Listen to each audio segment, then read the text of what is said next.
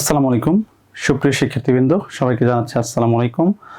আমি আবু ফয়সাল পড়াশোনা করেছি ঢাকা বিশ্ববিদ্যালয়ের অর্থনীতি ডিপার্টমেন্ট থেকে। আজকে আমাদের সাধারণ জ্ঞান লেকচার 10 আমরা আলোচনা করব অর্থনৈতিক বিষয়গুলি নিয়ে।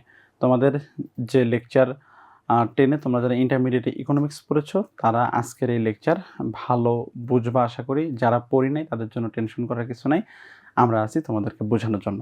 শুরুতেই দেখো আমরা যে টপিকটা নিয়ে আলোচনা করব সেটা হচ্ছে যে অর্থনীতির মৌলিক বিষয়াবলী। তাহলে এই যে অর্থনীতির মৌলিক বিষয়াবলী যে টপিকটা দেখো, শুরুতেই অর্থনীতির শব্দটি এসেছে গ্রিক শব্দ ওইকোনোমিয়া থেকে। ওইকোনোমিয়া শব্দের অর্থ হচ্ছে যে গৃহস্থালির পরিচালনা, এবং আমরা জানি যে ইকোনমিক্স শব্দটা থেকে এই অর্থনীতি শব্দটার উৎপত্তি। তাহলে খেয়াল করো, অর্থনীতির যে আলোচনার বিষয় এটা হচ্ছে যে গৃহস্থালির পরিচালনা, এবং এখানে হচ্ছে যে আলোচনার বিষয় হচ্ছে অর্থনৈতিক সমস্যা। আমরা মাথায় রাখবো ইকোনমিক্সের জনক বলা হচ্ছে যে অ্যাডাম স্মিথকে, এবং এই অ্যাডাম স্মিথ সর্বপ্রথম তিনি অর্থনীতিকে সম্পদের বিজ্ঞান বলে আখ্যায়িত করলেন, এবং 1776 সালে তার বিখ্যাত বই প্রকাশিত হয়, যে বইটার নাম হচ্ছে যে an inquiry into the nature and causes of wealth of nations. যে বইটার সংক্ষিপ্ত নাম হচ্ছে যে ওয়েলথ অফ নেশনস নামে পরিচিত। এবং এই বইটাতেই তিনি সর্বপ্রথম ইকোনমিক্সের যে মৌলিক বিষয়গুলি নিয়ে যে ধারণা, সেই ধারণাটা দিয়েছিলেন। তাকে বলা হচ্ছে যে ফাদার অফ ইকোনমিক্স। এখন খেয়াল করো, এই অ্যাডাম স্মিথ তিনি হচ্ছে যে অর্থনীতির যে ধারণাগুলো দিছিলেন তাকে বলা হচ্ছে একাধারে ক্লাসিক্যাল ইকোনমিক্স, তাকে বলা হচ্ছে যে ফাদার অফ মডার্ন ইকোনমিক্স, এবং হচ্ছে যে তাকে বলা হচ্ছে যে ইনভিজিবল হ্যান্ড। তার একটা বিখ্যাত থিওরি আছে ইনভিজিবল হ্যান্ড বা অদৃশ্য হাত। এই অদৃশ্য হাত ধারণাটাও অ্যাডাম স্মিথ দিয়েছিলেন। তাহলে আমরা এখানে মাথায় রাখবো অ্যাডাম স্মিথের যে অদৃশ্য হাত থিওরি, এটা যে একটু ব্যাখ্যার দাবিদার, এবং তার আগের যে কথাটা আমরা বললাম যে এই যে ক্লাসিক্যাল ইকোনমিক্স, এখানে ইকোনমিক্সের মোটা দাগে দুইটা ধারা আছে। একটা হচ্ছে যে ক্লাসিক্যাল ইকোনমিক্স এবং একটা হচ্ছে যে কেইনসিয়ান ইকোনমিক্স। তাহলে এই যে ক্লাসিক্যাল ইকোনমিক্স এবং কেইনসিয়ান, এখানে এই ক্লাসিক্যাল এবং এই কেইনসিয়ান এই দুইটা ভাগে ইকোনমিক্সকে সাধারণত ভাগ করা হয় মোটা দাগে, ক্লাসিক্যাল এবং কেইনসিয়ান। এখানে ক্লাসিক্যাল ইকোনমিক্সের জনক হচ্ছে যে এই অ্যাডাম স্মিথ, এবং এই যে কেইনসিয়ান ইকোনমিক্স তার জনক হচ্ছে যে এই যে জন ম্যানার্ড কেইনস। তোমরা লেকচার 9-এ একটা বিষয় পড়ে আসছো যে 1929 থেকে 33 সালের মধ্যে পৃথিবী জুড়ে একটা অর্থনৈতিক মন্দা শুরু হয়, যেটাকে বলা হচ্ছিল গ্রেট ডিপ্রেশন। এই গ্রেট ডিপ্রেশন সিচুয়েশন থেকে পুরো বিশ্বের অর্থনীতিকে বের করে নিয়ে আসার জন্য যে অর্থনীতিবিদ গুরুত্বপূর্ণ ভূমিকা পালন করলেন, সেই অর্থনীতিবিদকে বলা হচ্ছে জন ম্যানার্ড কেইনস। ওনাকে সংক্ষেপে বলা হয় জে এম কেইনস। হ্যাঁ, ওনাকে সংক্ষেপে বলা হয় জে এম কেইনস বা জন ম্যানার্ড কেইনস। তাহলে এই যে জন ম্যানার্ড কেইনস বা জে এম কেইনস, উনি হচ্ছে এই কেইনসিয়ান অর্থনীতির জনক, বা কেইনসিয়ান অর্থনীতি উনি শুরু করেছিলেন। তাহলে আমরা অর্থনীতিকে মোটা দাগে দুই ভাগ করতে পারি। একটা হচ্ছে ক্লাসিক্যাল ইকোনমিক্স, যেটার ফাদার হচ্ছে যে অ্যাডাম স্মিথ, এবং আরেকটা হচ্ছে যে জন ম্যানার্ড কেইনস, যিনি ক্লাসিক্যাল ইকোনমিক্সের ধারা শুরু করেন। কিন্তু যদি এইভাবে প্রশ্ন আসে যে অর্থনীতির জনককে, তখন উত্তর হবে অ্যাডাম স্মিথ। অ্যাডাম স্মিথ হচ্ছেন ফাদার অফ ইকোনমিক্স। ওকে, তাহলে আমরা এই বিষয়টা পর্যন্ত আলোচনা করলাম। অ্যাডাম স্মিথের আরেকটা গুরুত্বপূর্ণ থিওরি আছে, সেটা হচ্ছে যে ইনভিজিবল হ্যান্ড বা অদৃশ্য হাত থিওরি। এই অদৃশ্য হাত বা ইনভিজিবল হ্যান্ডস বলতে যেটা বুঝায়, সেটা হচ্ছে যে বাজার ব্যবস্থা কিভাবে পরিচালিত হয়। আমরা জানি যে একটা পারফেক্ট কম্পিটিটিভ মার্কেট, যেটা পূর্ণ প্রতিযোগিতামূলক বাজার, এই ধরনের বাজারে বাজারের যে দাম এটা আগে থেকে নির্ধারণ করা থাকে না। বাজারে কি পরিমাণ চাহিদা আছে এবং কি পরিমাণ পণ্যের যোগান আছে, এইটার ভিত্তিতে বাজারে দাম নির্ধারিত হয়ে থাকে। এই চাহিদা যোগান এইটার ইন্টারাকশনের ভিত্তিতে দাম নির্ধারিত হয়। যদি চাহিদা বেশি থাকে যোগান কম থাকে, দাম বেশি হয়। চাহিদা কম যোগান বেশি, দাম কমে যায়। এইভাবে বাজারে দাম নির্ধারিত হয়। এই যে বাইরে থেকে কেউ নির্দিষ্ট করে নির্ধারণ করে দিচ্ছে না, অটোমেটিক দাম নির্ধারিত হচ্ছে। এটাকেই অ্যাডাম স্মিথের ভাষায় বলা হয় ইনভিজিবল হ্যান্ড বা অদৃশ্য হাত। ওকে, তাহলে আমরা এই বিষয়টা পর্যন্ত আলোচনা করলাম। এখন আমরা আরেকটা বিষয় আলোচনা করব, সেটা হচ্ছে যে এই যে আন্তর্জাতিক বাণিজ্যের ক্ষেত্রে আন্তর্জাতিক বাণিজ্যের যে আধুনিক থিওরি, সেই আধুনিক থিওরিটা দিয়েছিলেন এই যে হেক্সন এবং ওলিন নামক দুইজন অর্থনীতিবিদ। তারা হচ্ছে আন্তর্জাতিক বাণিজ্যের আধুনিক তত্ত্বের প্রবক্তা। এবং এখানে আমরা মনে রাখবো সামষ্টিক অর্থনীতি যেটা, সেই সামষ্টিক অর্থনীতিকে মোটা দাগে দুই ভাগে ভাগ করা যায়, একটা হচ্ছে মাইক্রো ইকোনমিক্স আর একটা ম্যাক্রো ইকোনমিক্স। এখানে ম্যাক্রো ইকোনমিক্সের জনক হচ্ছে জন ম্যানার্ড কেইনস, আর মাইক্রো ইকোনমিক্সের জনক হচ্ছে যে আলফ্রেড মার্শাল। তাহলে মাইক্রো ইকোনমিক্সের জনক আলফ্রেড মার্শাল, আর হচ্ছে ম্যাক্রো ইকোনমিক্স বা সামষ্টিক অর্থনীতির জনক হচ্ছে জন ম্যানার্ড কেইনস। এবং জলবায়ু পরিবর্তন বিষয়ক অর্থনীতির জনক হচ্ছে উইলিয়াম ডি নর্ডহাস। আমরা আমাদের লেকচারের প্রথম যে টপিক সেটা আলোচনা করে ফেললাম। এখন আমরা আলোচনা করব ভোক্তা এবং উৎপাদকের আচরণ নিয়ে। তাহলে তোমরা আশা করি ঠিক করে শুনতে পাচ্ছ এবং সব কিছু ঠিক আছে। একটু আমাকে কমেন্ট করে জানাও যে সব কিছু ঠিক আছে কি না। আমি হচ্ছে যে এখানে একা একাই ক্যামেরার সামনে বকবক করে যাচ্ছি, আসলে তোমরা বিষয়টা বুঝতে পারতেছো কিনা এটা হচ্ছে যে আমার পক্ষে বোঝা একটু কষ্টকর। ওকে, ঠিক আছে। একজন বলেছে সব কিছু শোনা যাচ্ছে, তাহলে আমি একটু মনোযোগ দিয়ে ক্লাসটা চালিয়ে যাব। দেখো, শুরুতেই মানুষের যে অর্থনৈতিক সমস্যার প্রকৃতি, এটা নিয়ে আমরা আলোচনা করব। মানুষের অর্থনৈতিক সমস্যার সবচেয়ে বড় সমস্যা হচ্ছে যে দুষ্প্রাপ্যতা এবং নির্বাচন, এবং এই সমস্যাটার উদ্ভব হয় অভাব থেকে। আমরা মাথায় রাখবো মানুষের সবচেয়ে বড় সমস্যা হচ্ছে অভাব, এবং এই অভাব জিনিসটা কখনোই পূরণ হয় না। পূরণ হয়, একটা পূরণ হয়, কিন্তু ওইটা পূরণ হওয়ার পরে আরেকটা অভাব দেখা দেয়। মানুষের জন্ম থেকে শুরু করে মৃত্যু পর্যন্ত মানুষের এই অভাব লেগেই থাকে, যার কারণে এই অভাব কখনোই শেষ হয় না। আমরা মাথায় রাখবো এই অভাবের থেকে এই দুষ্প্রাপ্যতা এবং নির্বাচন ধারণাটা আসে। দুষ্প্রাপ্যতাটা হচ্ছে যে কোনো জিনিসই সহজে পাওয়া যায় না, প্রত্যেকটা জিনিস পাইতে হলে আমাদেরকে পরিশ্রম করতে হয় এবং আমাদেরকে হচ্ছে যে এটার জন্য কষ্ট করতে হয়। খেয়াল করো তোমরা, হচ্ছে যে এটা আমার জানা আমাদের সেকেন্ড টাইমারদের ব্যাচ, এবং তোমরা খুব ভালো করে জানো বিশ্ববিদ্যালয়ে চান্স পাওয়া কতটা কঠিন। তোমরা ফার্স্ট টাইমে পরীক্ষা দিয়েছিলে এবং আবার তোমরা কষ্ট করে পড়াশোনা করতেছ। সো অবশ্যই এটা হচ্ছে যে দুষ্প্রাপ্য, সহজে পাওয়া যায় না।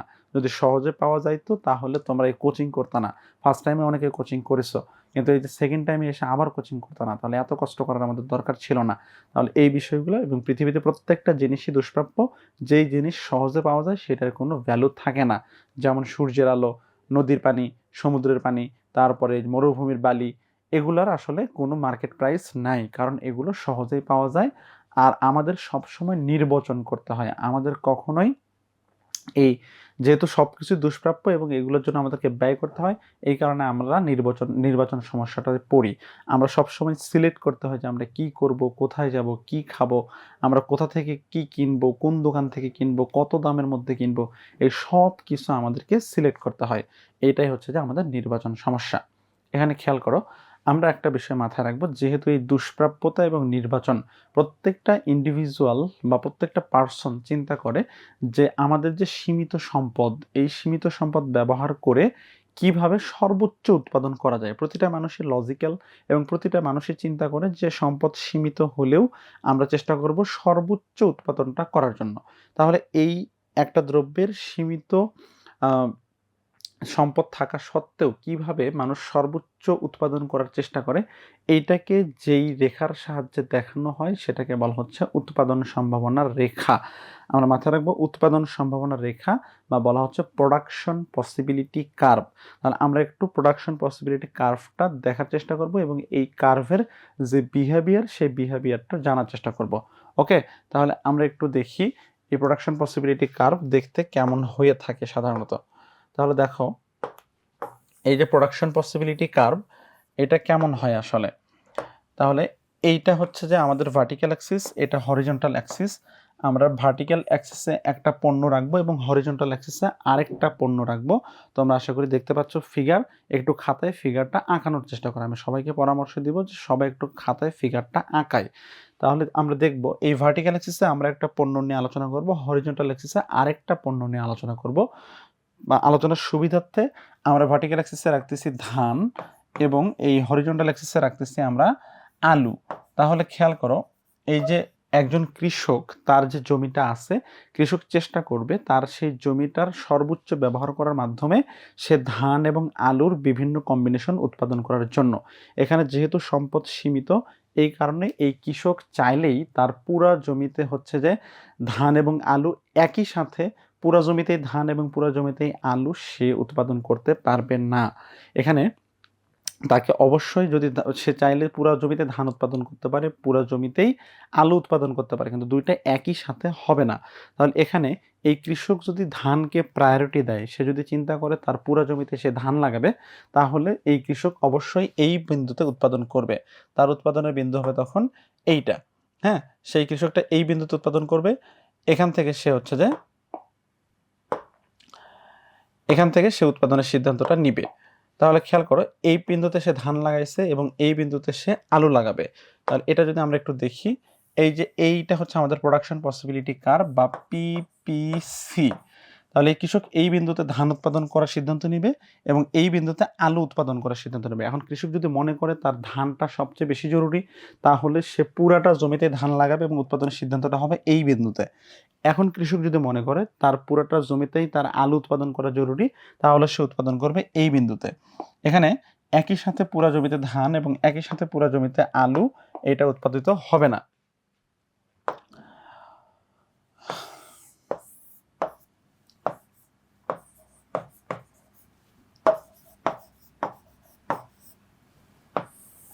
তাহলে এটা ছিল আমাদের প্রোডাকশন পসিবিলিটি কার্ভ বা পিপিসি।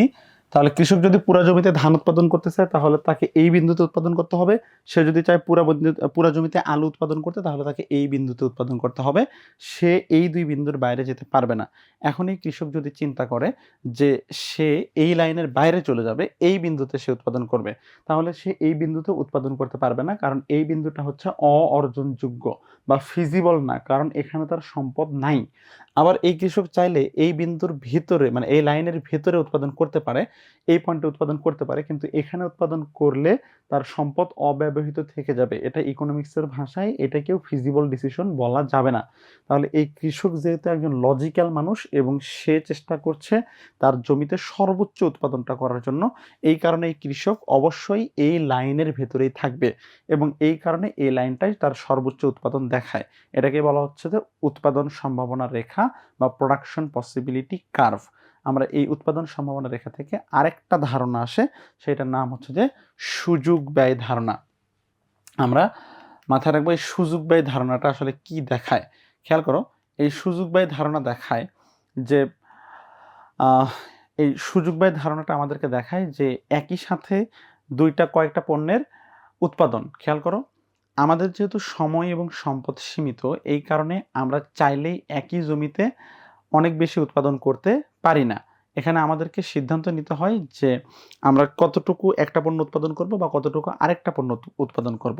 তাহলে এখান থেকেই সুযোগ ব্যয় ধারণাটা আসে। ধারণাটা এরকম যে আমাদের কোনো একটা পণ্য উৎপাদন করতে গেলে আরেকটা পণ্যকে ছেড়ে দিতে হয়, আবার ওই পণ্য উৎপাদন করতে গেলে আগের পণ্যটাকে ছেড়ে দিতে হবে, যেহেতু আমাদের সম্পদটা সীমিত।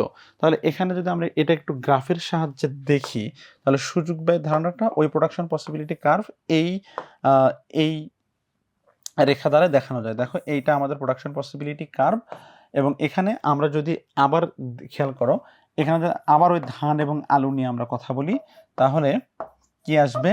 এই কৃষক যদি পুরা জমিতে ধান লাগায়, তাহলে কি হবে?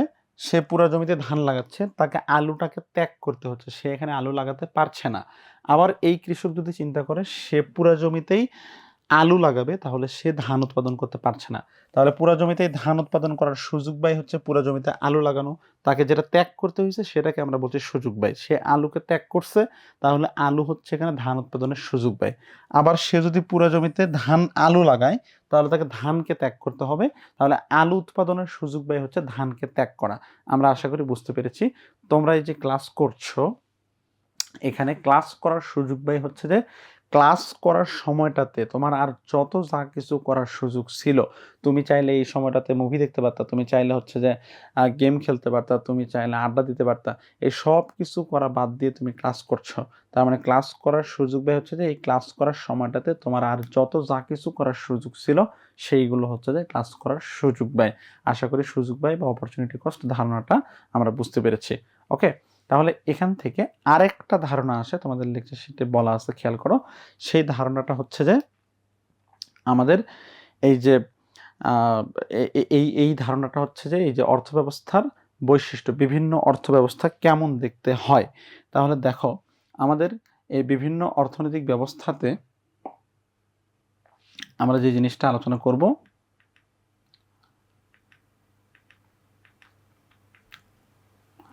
এখানে দেখো অর্থনৈতিক সমস্যার সমাধানের 4টা কর্মপর্যায় আছে। অর্থনৈতিক সমস্যার প্রকৃতি, তাহলে অর্থনৈতিক সমস্যার সমাধানের 4টা কর্মপর্যায়। প্রথমেই হচ্ছে যে উৎপাদন।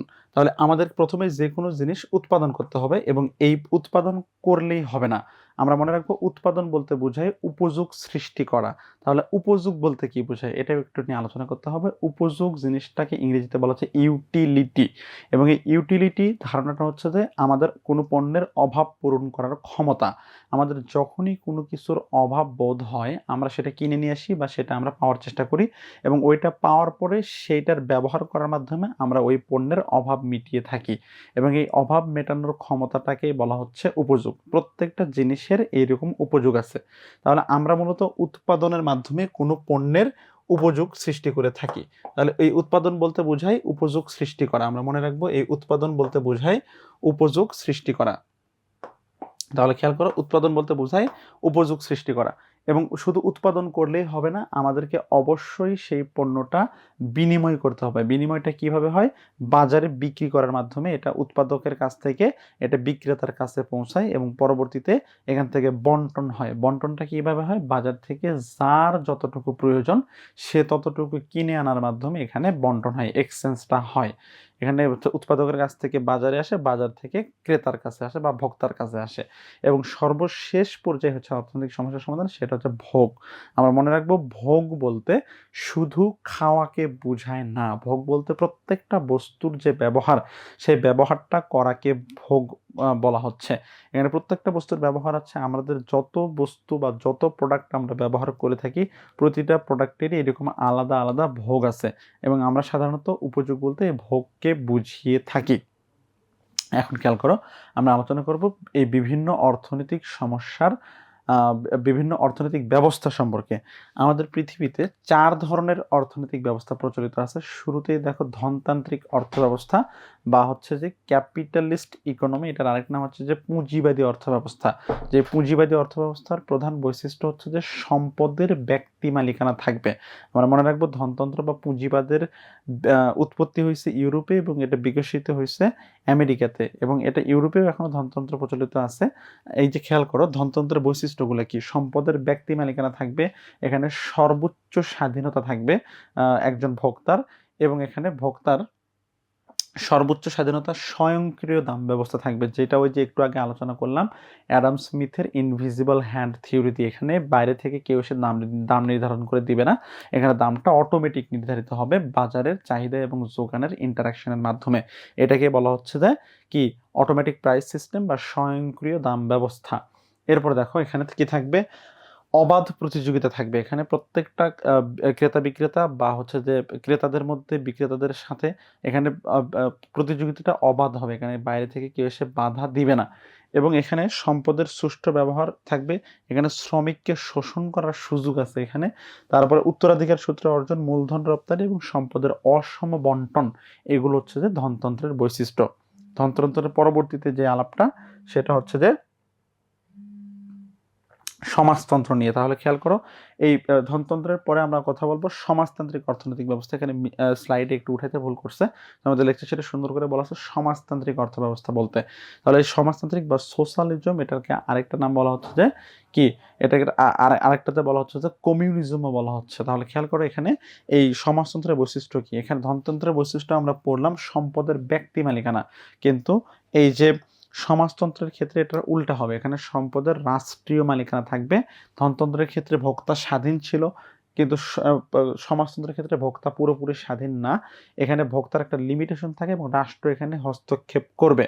তারপর এখানে ধনতন্ত্রের ক্ষেত্রে অবাধ প্রতিযোগিতার জায়গা ছিল, সমাজতন্ত্রের ক্ষেত্রে অবাধ প্রতিযোগিতার জায়গা থাকে না। এটাই হচ্ছে যে এই ধনতন্ত্র এবং সমাজতন্ত্রের মধ্যে পার্থক্য।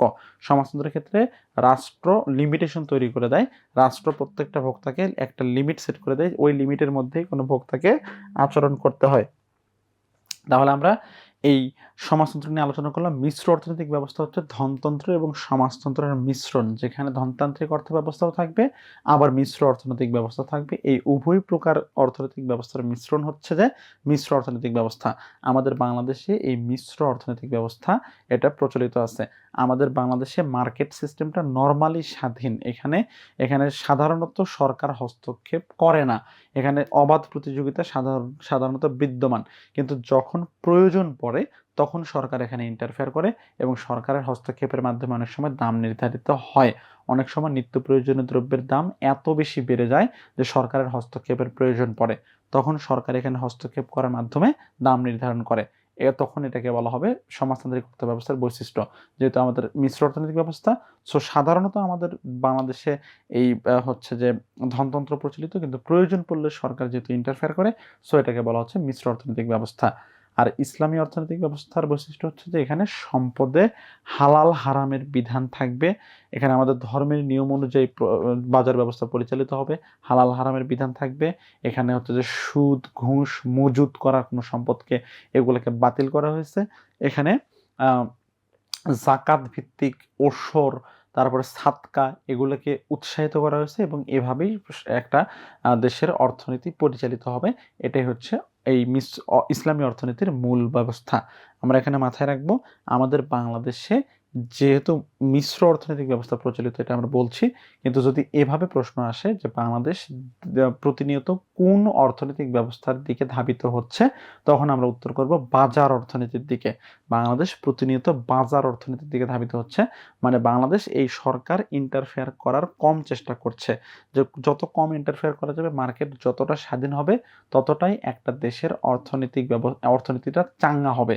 এই কারণে সরকার এখানে কম ইন্টারফেয়ার করতে যাচ্ছে এবং মার্কেটের যে ফোর্স, একটা বাজারের যে চালিকা শক্তি, সেগুলোর উপরে মার্কেটকে ছেড়ে দিতে যাচ্ছে। এই কারণে এটাকে বলা হয় বাংলাদেশ প্রতিনিয়ত বাজার অর্থনীতির দিকে ধাবিত হচ্ছে। ওকে, আমরা চলে যাচ্ছি পরবর্তী টপিকে। দেখো, পরবর্তী টপিকে আলোচনা করা হয়েছে, আমরা মাথায় রাখবো যে এই যে অর্থনীতির যে প্রধান দুইটা ভাগ, সেই প্রধান দুইটা ভাগটা আমরা হচ্ছে যে আলোচনা করব। দেখো, 1933 সালে অর্থনীতির একজন বিখ্যাত পণ্ডিত আসেন, নাম হচ্ছে র্যাগনার ফ্রিশ। এই র্যাগনার ফ্রিশের কথা আমরা জানবো। অধ্যাপক র্যাগনার ফ্রিশ, যিনি কি করলেন, অর্থনীতিকে মোটা দাগে দুই ভাগে ভাগ করে ফেলছেন। এই দুইটা ভাগ হচ্ছে যে একটা ব্যষ্টিক অর্থনীতি বা মাইক্রো ইকোনমিক্স, আর একটা সামষ্টিক অর্থনীতি বা ম্যাক্রো ইকোনমিক্স। এখানে ব্যষ্টিক অর্থনীতি বা মাইক্রো ইকোনমিক্স কোন বিষয়টা নিয়ে আলোচনা করে, খেয়াল করে দেখো। এখানে মাইক্রো ইকোনমিক্স আলোচনা করে অর্থনীতির প্রত্যেকটা ক্ষুদ্র ক্ষুদ্র এককের আচরণ, যেমন একজন ভোক্তা তিনি কি পরিমাণ ভোগ করবেন, তার আয় কত, তার ব্যয় কত, তার সঞ্চয় কত, এই টাইপের ক্ষুদ্র ক্ষুদ্র আচরণ।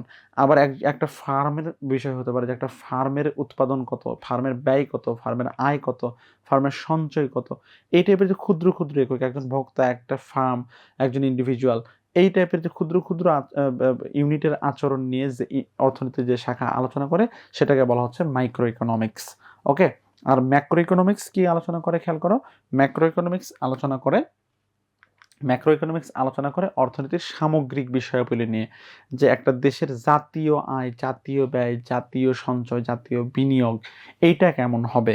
বা হচ্ছে একটা ফার্মকে নিয়ে আলোচনা না করে একটা ইন্ডাস্ট্রিকে নিয়ে আলোচনা করে, একটা সিঙ্গেল একটা গার্মেন্টসকে নিয়ে আলোচনা না করে সারা দেশে যত গার্মেন্টস আছে সবগুলা গার্মেন্টসকে নিয়ে আলোচনা করবে ম্যাক্রো ইকোনমিক্স। তখন এটাকে বলা হবে অর্থনীতির সামগ্রিক শাখাকে নিয়ে আলোচনা করা, যে পুরো দেশের আয় ব্যয় বিনিয়োগ সঞ্চয় এই টাইপের জিনিস নিয়ে আলোচনা করে ম্যাক্রো ইকোনমিক্স। 1933 সালে এই র্যাগনার ফ্রিশ এই আলোচনাটা নিয়ে আসেন, অর্থনীতিকে দুই ভাগে ভাগ করে ফেলেন। অর্থনীতিতে প্রথম যেই ভদ্রলোক নোবেল পুরস্কার পাইছেন তিনি হচ্ছেন এই র্যাগনার ফ্রিশ। আমরা জানি যে 1969 সালে সর্বপ্রথম অর্থনীতিতে নোবেল পুরস্কার দেওয়া শুরু হয় র্যাগনার ফ্রিশ এবং তার সাথে আরেকজন, তার নাম হচ্ছে যে আমার এই মুহূর্তে মনে পড়ছে না, তার দুইজন একসাথে নোবেল পুরস্কার পাইছিলেন, মনে পড়লে আমি বলবো। ওকে, তাহলে আমরা এরপরে পরবর্তী আলোচনা চলে যাচ্ছি। দেখো, শুরুতেই এই ভোক্তা এবং উৎপাদকের আচরণ নিয়ে কথা বলছে। ভোক্তা উৎপাদকের আচরণে এই ইউটিলিটি নিয়ে কথা বলছে, যে অর্থনীতিতে উপযোগ বলতে আসলে কি বুঝায়। উপযোগ বলতে দ্রব্য বা সেবার ওই বিশেষ গুণকে বুঝায় যেটা হচ্ছে মানুষের অভাব পূরণ করা, যেটা দ্বারা মানুষের অভাব পূরণ করা সম্ভব হয়। আর এই উপযোগের ধারণা নিয়ে আসছেন কি, জেরেমি বেনথাম। এই উপযোগকে যে একক দ্বারা প্রকাশ করা হয় সেই এককটা হচ্ছে যে এই ইউটিল। আমরা মনে রাখবো উপযোগ পরিমাপের একক হচ্ছে যে ইউটিল একক দ্বারা উপযোগকে পরিমাপ করা হয়। খেয়াল করো, আমরা মাথায় রাখবো যে এই উপযোগ এটা একটা মানসিক ধারণা। উপযোগকে কখনোই কোনো সংখ্যা দ্বারা প্রকাশ করা আসলে ওইভাবে যায় না। এটা একটা মানসিক ধারণা। কোনো একটা দ্রব্য ব্যবহার করে আমরা তৃপ্তি পাইছি কিনা এই বিষয়টা, মানে এমন একটা বিষয় দাঁড়াইছে। দেখো, তুমি একটা দ্রব্য ভোগ করছো, সেই দ্রব্যটা হচ্ছে যে বাংলাদেশে এক্সিস্টিং যত ওই টাইপের দ্রব্য তার মধ্যে সবচেয়ে ভালো, তারপরেও তুমি বলতেছো আসলে আমি তৃপ্ত হই নাই, তাহলে আসলে এটাকে তখন উপযোগ প্রাপ্তি বলা যাবে না। আবার হ্যাঁ, এই যে একজন কমেন্ট করছো যে জ্যান্ট ইনভার্জেন্ট, এক্স্যাক্টলি এই র্যাগনার ফ্রেশ এবং জ্যান্ট ইনভার্জেন্ট এই দুইজন একসাথে হচ্ছে যে নোবেল পুরস্কার পেয়েছিলেন 1969 সালে। Thank you. তোমার নাম হচ্ছে Nasrin Sultana, thank you. Okay, তাহলে খেয়াল করো এখানে এই যে উপযোগের কথা আলোচনা করছিলাম। অনেকে আবার খুব কমেই তৃপ্ত হয়, খুব কম পেয়ে তৃপ্ত হয়, বা কম খেয়ে তৃপ্ত হয়, কম হচ্ছে যে দ্রব্য পেয়ে তৃপ্ত হয়। তাহলে এটা হচ্ছে যে মানসিক ধারণা, যেটাকে সংখ্যা দ্বারা আমরা আলোচনার সুবিধাতে প্রকাশ করে থাকি, কিন্তু আসলে এটা পরিমাপের ওই অর্থে কোনো স্কেল নেই। এখন খেয়াল করো, আমরা ওই উপযোগ নিয়ে আলোচনা করছিলাম। উপযোগের পরে যে টপিকটা আমাদের, সেটা হচ্ছে যে চাহিদা, ইংরেজিতে বলা হচ্ছে ডিমান্ড। তাহলে এই চাহিদা বা ডিমান্ড বলতে আমরা বুঝবো কোনো দ্রব্য পাওয়ার ইচ্ছা ও সামর্থ্য। তাহলে এখানে চাহিদা হওয়ার জন্য, কোনো একটা দ্রব্য আমাদের চাহিদা হওয়ার জন্য তিনটা বৈশিষ্ট্য আছে। কি কি সেই তিনটা বৈশিষ্ট্য? শুরুতে দেখো, এই যে আকাঙ্ক্ষা, তারপরে হচ্ছে যে আকাঙ্ক্ষা, ক্রয় ক্ষমতা এবং অর্থ ব্যয়ের ইচ্ছা। কোনো একটা দ্রব্য পাওয়ার আকাঙ্ক্ষা থাকতে হবে, আমাদের সেটা ক্রয় ক্ষমতা থাকতে হবে এবং অর্থ ব্যয়ের ইচ্ছা থাকতে হবে। এই তিনটা একসাথে থাকলেই তখন আমরা সেটাকে চাহিদা বলতে পারবো। যদি এই তিনটার কোনো একটাও না থাকে তাহলে সেটা চাহিদা তো হবে না, বরং এই তিনটার যে কোনো একটা না থাকলেও সেটা আমাদের চাহিদা হবে না। খেয়াল করো যে যদি আমাদের একটা প্রোডাক্ট, লেটস সে আমাদের হচ্ছে যে এই যে নতুন বাইক আসছে রয়্যাল এনফিল্ড, আমাদের রয়্যাল এনফিল্ড কেনার খুব ইচ্ছা। এখন কথা হচ্ছে যে এই রয়্যাল এনফিল্ড কেনার ইচ্ছা থাকলেই হবে না, বা আকাঙ্ক্ষা থাকলেই হবে না। প্রথমত আকাঙ্ক্ষা তো থাকতেই হবে, আমাদের সাথে ক্রয় ক্ষমতাও থাকতে হবে, এবং সর্বশেষ থাকতে হবে অর্থ ব্যয়ের ইচ্ছা।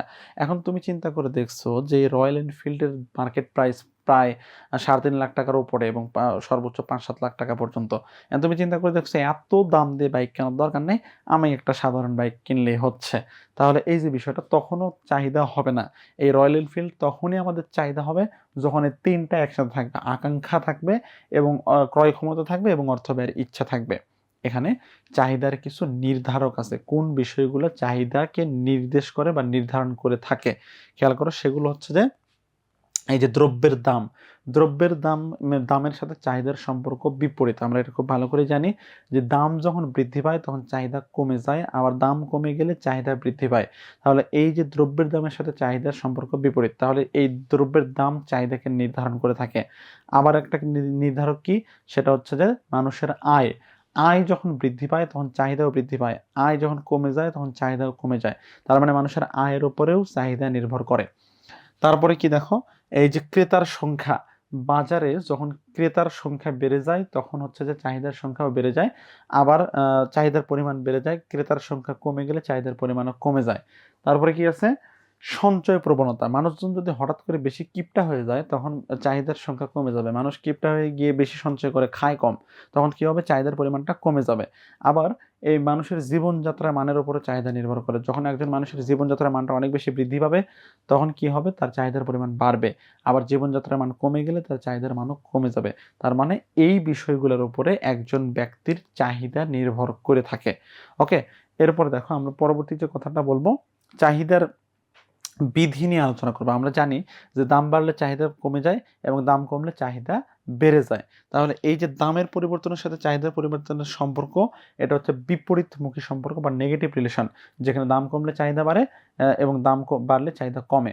এই দাম এবং চাহিদার যে বিপরীত সম্পর্ক, এইটাকেই বলা হচ্ছে যে চাহিদা বিধি। আমরা একটু চাহিদার রেখাটা নিয়ে আলোচনা করবো। চাহিদার রেখাটা দেখতে কেমন হয় তোমরা আশা করি খাতায় এই রেখাটা আঁকাবা। দেখো, আমরা এই চাহিদার রেখা নিয়ে কথা বলছি, এটা হচ্ছে যে আমাদের চাহিদার রেখা। এই যে আমরা ভার্টিক্যাল অ্যাক্সিসে রাখবো হচ্ছে প্রাইস, এবং এই হরিজন্টাল অ্যাক্সিসে আমরা রাখবো হচ্ছে যে এই যে কোয়ান্টিটিটাকে। হ্যাঁ, তাহলে এই হরিজন্টাল অ্যাক্সিসে কোয়ান্টিটি বা কিউ, তাহলে এই যে ভার্টিক্যাল অ্যাক্সিসে প্রাইস রাখছি এবং হরিজন্টাল অ্যাক্সিসে কোয়ান্টিটি বা কিউ, এটা আমরা রাখছি।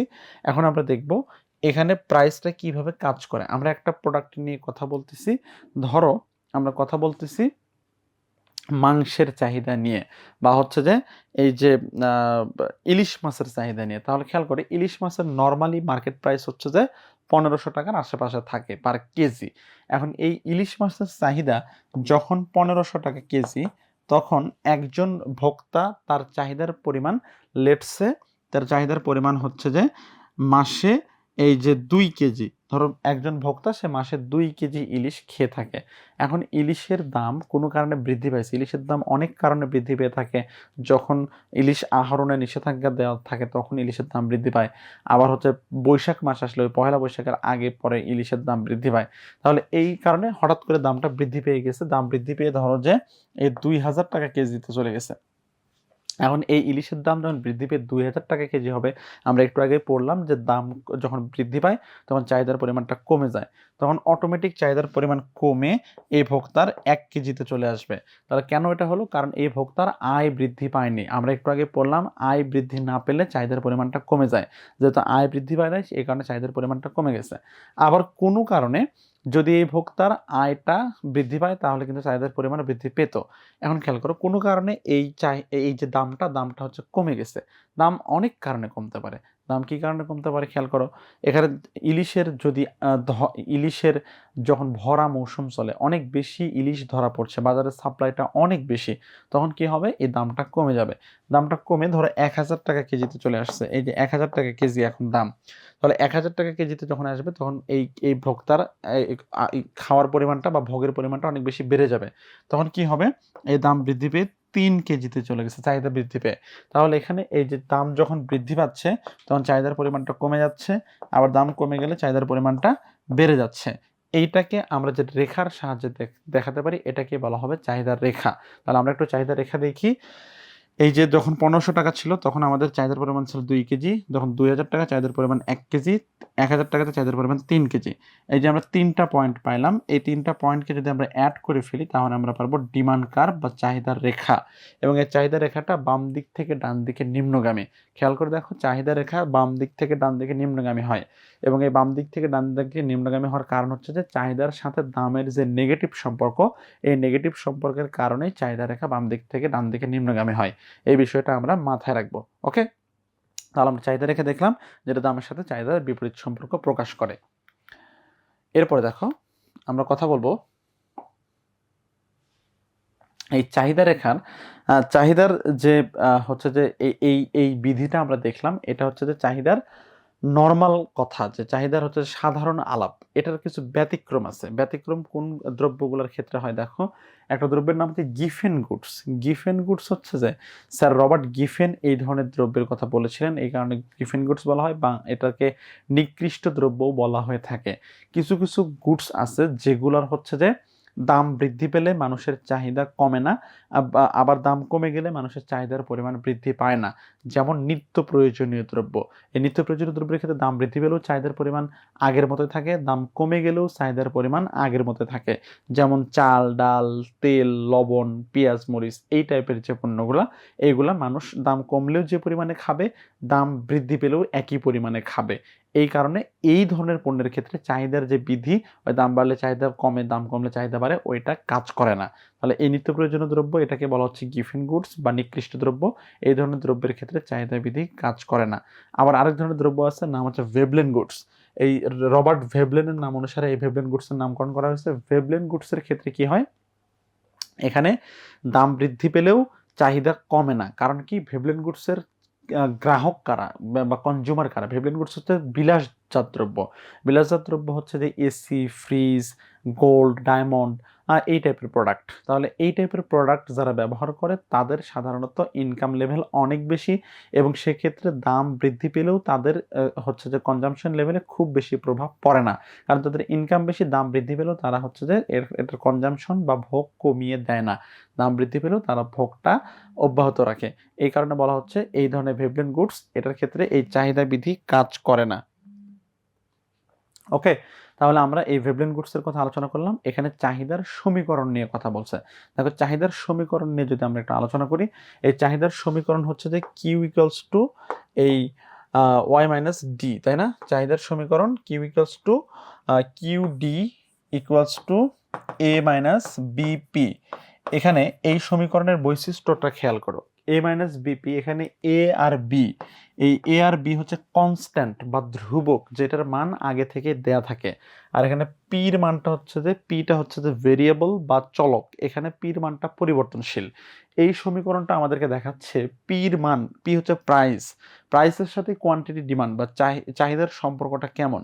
এখানে এই পির মানটা পরিবর্তন যখন হবে তখন চাহিদার পরিমাণটাও পরিবর্তন হবে। পির মান যদি বৃদ্ধি পায় তখন চাহিদার পরিমাণ কমবে, মানে প্রাইস বৃদ্ধি পেলে চাহিদার পরিমাণ কমবে, প্রাইস কমে গেলে চাহিদার পরিমাণটা বাড়বে। এখানে কেন এটা হবে? কারণ এই যে নেগেটিভ সাইন দ্বারাই এটা নির্দেশ করে।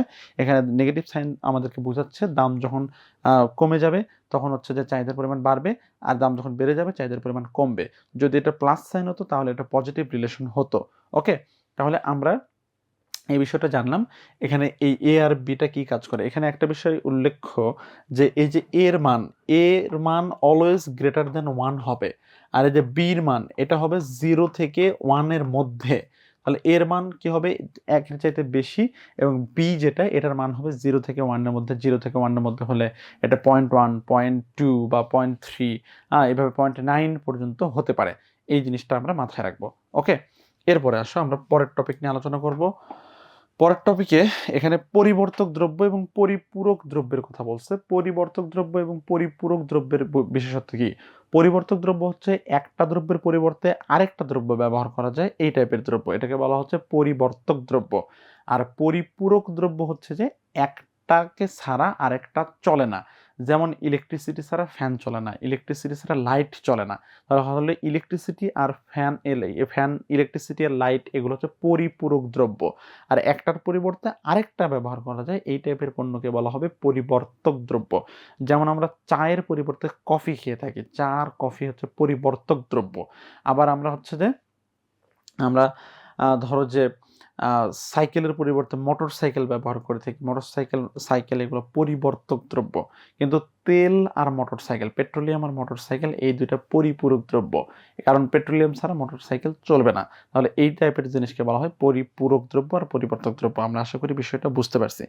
এরপরে দেখো আমরা আলোচনা করব এই যে যোগান নিয়ে। দেখো যোগান হচ্ছে কোনো নির্দিষ্ট সময়ে নির্দিষ্ট দামে কোনো বিক্রেতা কোনো দ্রব্য বিক্রয় করার জন্য উপস্থিত রাখে, যতটুকু উপস্থিত রাখে এটাকে যোগান বলা হবে। একটা নির্দিষ্ট সময়ে নির্দিষ্ট দামে বিক্রেতা যে পরিমাণ দ্রব্য বিক্রি করার জন্য রাজি থাকে সেটাকে বলা হবে যোগান।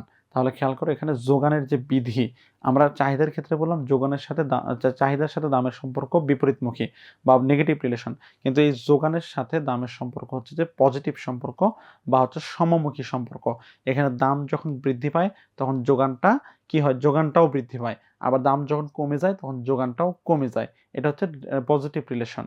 এইটাকে আমরা যে রেখার সাথে দেখাবো সেটাকে বলা হবে যোগান রেখা। এখানে এই যোগান বিধির কিছু ব্যতিক্রমের কথা বলছে। দেখো যোগান বিধির ব্যতিক্রম কোন কোন জায়গাতে যোগান বিধি কাজ করে না, মানে এই দাম বৃদ্ধি পেলে যোগান বৃদ্ধি পায় না, দাম কমে গেলে যোগান কমে যায় না। এটা কোন কোন জিনিসের ক্ষেত্রে? কিছু কিছু প্রোডাক্ট আছে যেগুলোর যোগান সীমাবদ্ধ। যেমন তোমরা পড়েছো মনপুরা ৭০ নামে জয়নুল আবেদিনের একটা বিখ্যাত চিত্রকর্ম আছে, বা মোনালিসার কথা যদি আমরা বলি, তাহলে এই ধরনের প্রোডাক্টের দাম যতই বৃদ্ধি পাক না কেন, ওটা পৃথিবীতে একটাই আছে, ওইটার হচ্ছে যে যোগান বৃদ্ধি করা সম্ভব হবে না। আবার ধরো গোল্ডের প্রাইস 5 লাখ টাকা ভরি হয়ে গেছে, তারপরে কিন্তু গোল্ডের যোগান বৃদ্ধি করা সম্ভব হবে না, কারণ এটা খনি থেকে আহরণ করতে হয়। ওইটা মানে কতটুকু আহরণ করা যাবে সেটা মানুষের উপরে নির্ভর হচ্ছে যে করে না, ওই অর্থে মানুষের উপরে নির্ভর করে না, মানুষ চাইলেই এটার প্রোডাকশন বাড়িয়ে দিতে পারবে না। তাহলে এই টাইপের জিনিস এগুলো হচ্ছে যোগান বিধিকে ফলো করে না। আমরা মাথায় রাখবো যোগানের রেখাটা কেমন হয়, যোগান রেখা অঙ্কন করার মাধ্যমে আমরা দেখবো এটা। দেখো খেয়াল করে এখানে এটা হচ্ছে যে আমাদের যোগান রেখা, এবং এই যে যোগান রেখা ভার্টিক্যাল অ্যাক্সিসে আমরা প্রাইস রাখবো, এবং এই যে হরিজন্টাল অ্যাক্সিস এখানে রাখবো আমরা কোয়ান্টিটি। তাহলে এই যে প্রাইস আর কোয়ান্টিটি আমরা দেখলাম, এখান থেকে আমরা দেখব এই যোগান রেখাটা কেমন হয়। দেখো এখানে আমরা একটা পণ্য নিয়ে কথা বলতেছি, ধরো সেই পণ্যটার নাম হচ্ছে যে ধান নিয়ে আমরা কথা বলছি। একজন কৃষক কি পরিমাণ ধান উৎপাদন করতে পারে, তার যোগান দিতে পারে ধানের। ধরো ধানের দাম যখন 1000 টাকা কেজি, তখন একজন কৃষক তিনি ধান বিক্রি করতে আগ্রহী 10 মন। তার দাম হচ্ছে যে খুব বেশি না বা খুব কমও না, 1000 টাকা মন যখন সে ধান বিক্রি করতে চায় 10 মন। তাহলে একজন কৃষক তিনি ধান বিক্রি করতে আগ্রহী 10 মন, যখন দাম হচ্ছে 1000 টাকা মন। আবার ধানের দাম যখন বৃদ্ধি পেয়ে ধরো যে 1500 টাকা মন হয়ে গেছে, এই 1500 টাকা মন যখন ধানের দাম, তখন তিনি ধানের বিক্রিটা বাড়িয়ে দিবেন। তখন তিনি কি করবেন, তখন তিনি এই 10 মনের জায়গায় ধরো 20 মন ধান তিনি বিক্রি করবেন। আবার ধানের দাম কমে গেছে, ধানের দাম চলে আসছে ধরো 800 টাকা মনে, তখন এই কৃষক আগের মতো বেশি ধান বিক্রি করবেন না, কারণ এখন তার লস হচ্ছে। কিন্তু তারপরেও তাকে হচ্ছে যে মার্কেটে টিকে থাকতে হলে কিছু ধান তাকে বিক্রি করতে হবে। তিনি ধান বিক্রি কমাই দিয়ে তিনি হচ্ছে যে ধরো 5 মন ধান বিক্রি করবে। তাহলে যখন ধানের দাম ছিল 1000 টাকা কেজি, 1000 টাকা মন, তখন তিনি 10 মন ধান বিক্রি করলেন। ধানের দাম হচ্ছে যে যখন 1500 টাকা মন, তখন তিনি 20 মন ধান বিক্রি করলেন। ধানের দাম যখন 800 টাকা মন, তখন তিনি 5 মন ধান বিক্রি করলেন। তাহলে কি হচ্ছে, দাম বেড়ে যাচ্ছে, এখানে যোগানটাও বেড়ে যাচ্ছে, দাম কমে যাচ্ছে, যোগানটাও কমে যাচ্ছে। তার মানে কি, দামের সাথে যোগানের যে সমমুখী সম্পর্ক, সেইটা এই যোগান রেখা আমাদেরকে দেখাচ্ছে। এবং এই রেখাটা, এই পয়েন্টগুলোকে যখন আমরা অ্যাড করব, তখন আমরা পাবো সাপ্লাই কার্ভ বা যোগান রেখা। যে যোগান রেখাটা আমাদেরকে দেখায় দামের সাথে যে যোগানের সমমুখী সম্পর্ক। দাম বৃদ্ধি পেলে যোগান বৃদ্ধি পায়, দাম কমে গেলে যোগানটা কমে যায়। তাহলে এটাকে বলা হচ্ছে যোগান বৃদ্ধি। এটাকে আমরা যে রেখার সাথে দেখাই সেটা হচ্ছে আমাদের যোগান রেখা বা সাপ্লাই কার্ভ। এই সাপ্লাই কার্ভ বাম দিক থেকে ডান দিকে ঊর্ধ্বগামী হয়। আমরা দেখেছিলাম চাহিদা রেখা বাম দিক থেকে ডান দিকে নিম্নগামী হয়, আর এই যোগান রেখা বাম দিক থেকে ডান দিকে ঊর্ধ্বগামী হয়। এই জিনিসটা আমরা মাথায় রাখবো। ওকে, এখন খেয়াল করো, আমরা পরবর্তী টপিক নিয়ে কথা বলবো। তাহলে এই যে পরবর্তী যে টপিকটা, সেটা হচ্ছে যে যোগানের সমীকরণ। যোগানের সমীকরণ S equals to C plus DP. এখানে এই যে পজিটিভ যে রিলেশনটা, এখানে এই পজিটিভ রিলেশনের মাধ্যমে কি দেখাচ্ছে খেয়াল করো,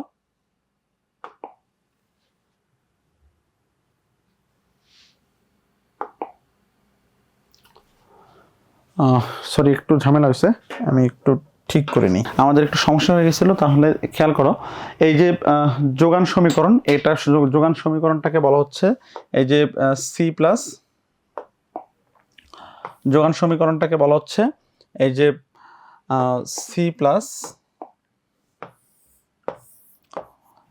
এটা ছিল আমাদের যোগান রেখা। তাহলে এই যে প্রাইস কোয়ান্টিটি আমরা দেখছিলাম, এটা ছিল যোগান রেখা ঊর্ধ্বগামী। তাহলে এই যোগান রেখার ঊর্ধ্বগামিতার কারণটা নিয়ে আমরা আলোচনা করছিলাম। যোগান যে রেখাটা, যোগানের যে সমীকরণ, এটা হচ্ছে যে সি প্লাস ডিপি। এই যে যোগানের সমীকরণটা সি প্লাস ডিপি, এখানে সি আর ডি আগের চাহিদা সমীকরণের যেরকমটা আমরা দেখছিলাম, যে এই যে সি আর ডি এই দুইটা ছিল কি, এই দুটো ছিল হচ্ছে যে কনস্ট্যান্ট, এবং এখানে পি প্রাইসটা ছিল হচ্ছে ভেরিয়েবল বা চলক। তাহলে এখানে প্রাইসটার পরিবর্তনের কারণে এখানে যোগানটাও পরিবর্তন হবে। দাম যদি এখানে বাড়ে তাহলে যোগানটাও বৃদ্ধি পাবে, আবার দাম যদি কমে যায় তখন যোগানটাও কি হবে, এখানে হচ্ছে যে কমে যাবে। তাহলে এই যে বিষয়টা, এটা হচ্ছে যে পজিটিভ রিলেশন দেখায়। এইখানে এই সিডি এই দুইটা হচ্ছে যে কনস্ট্যান্ট, এবং এখানে ওই আগেকার মতোই যে এখানে সির মান হচ্ছে 1-এর চাইতে বড় হবে, এবং এই যে ডির মান এটা 0 থেকে 1-এর মধ্যে হবে। এই জিনিসটা আমরা এখানে মনে রাখবো। এখানে এরপরে আসো,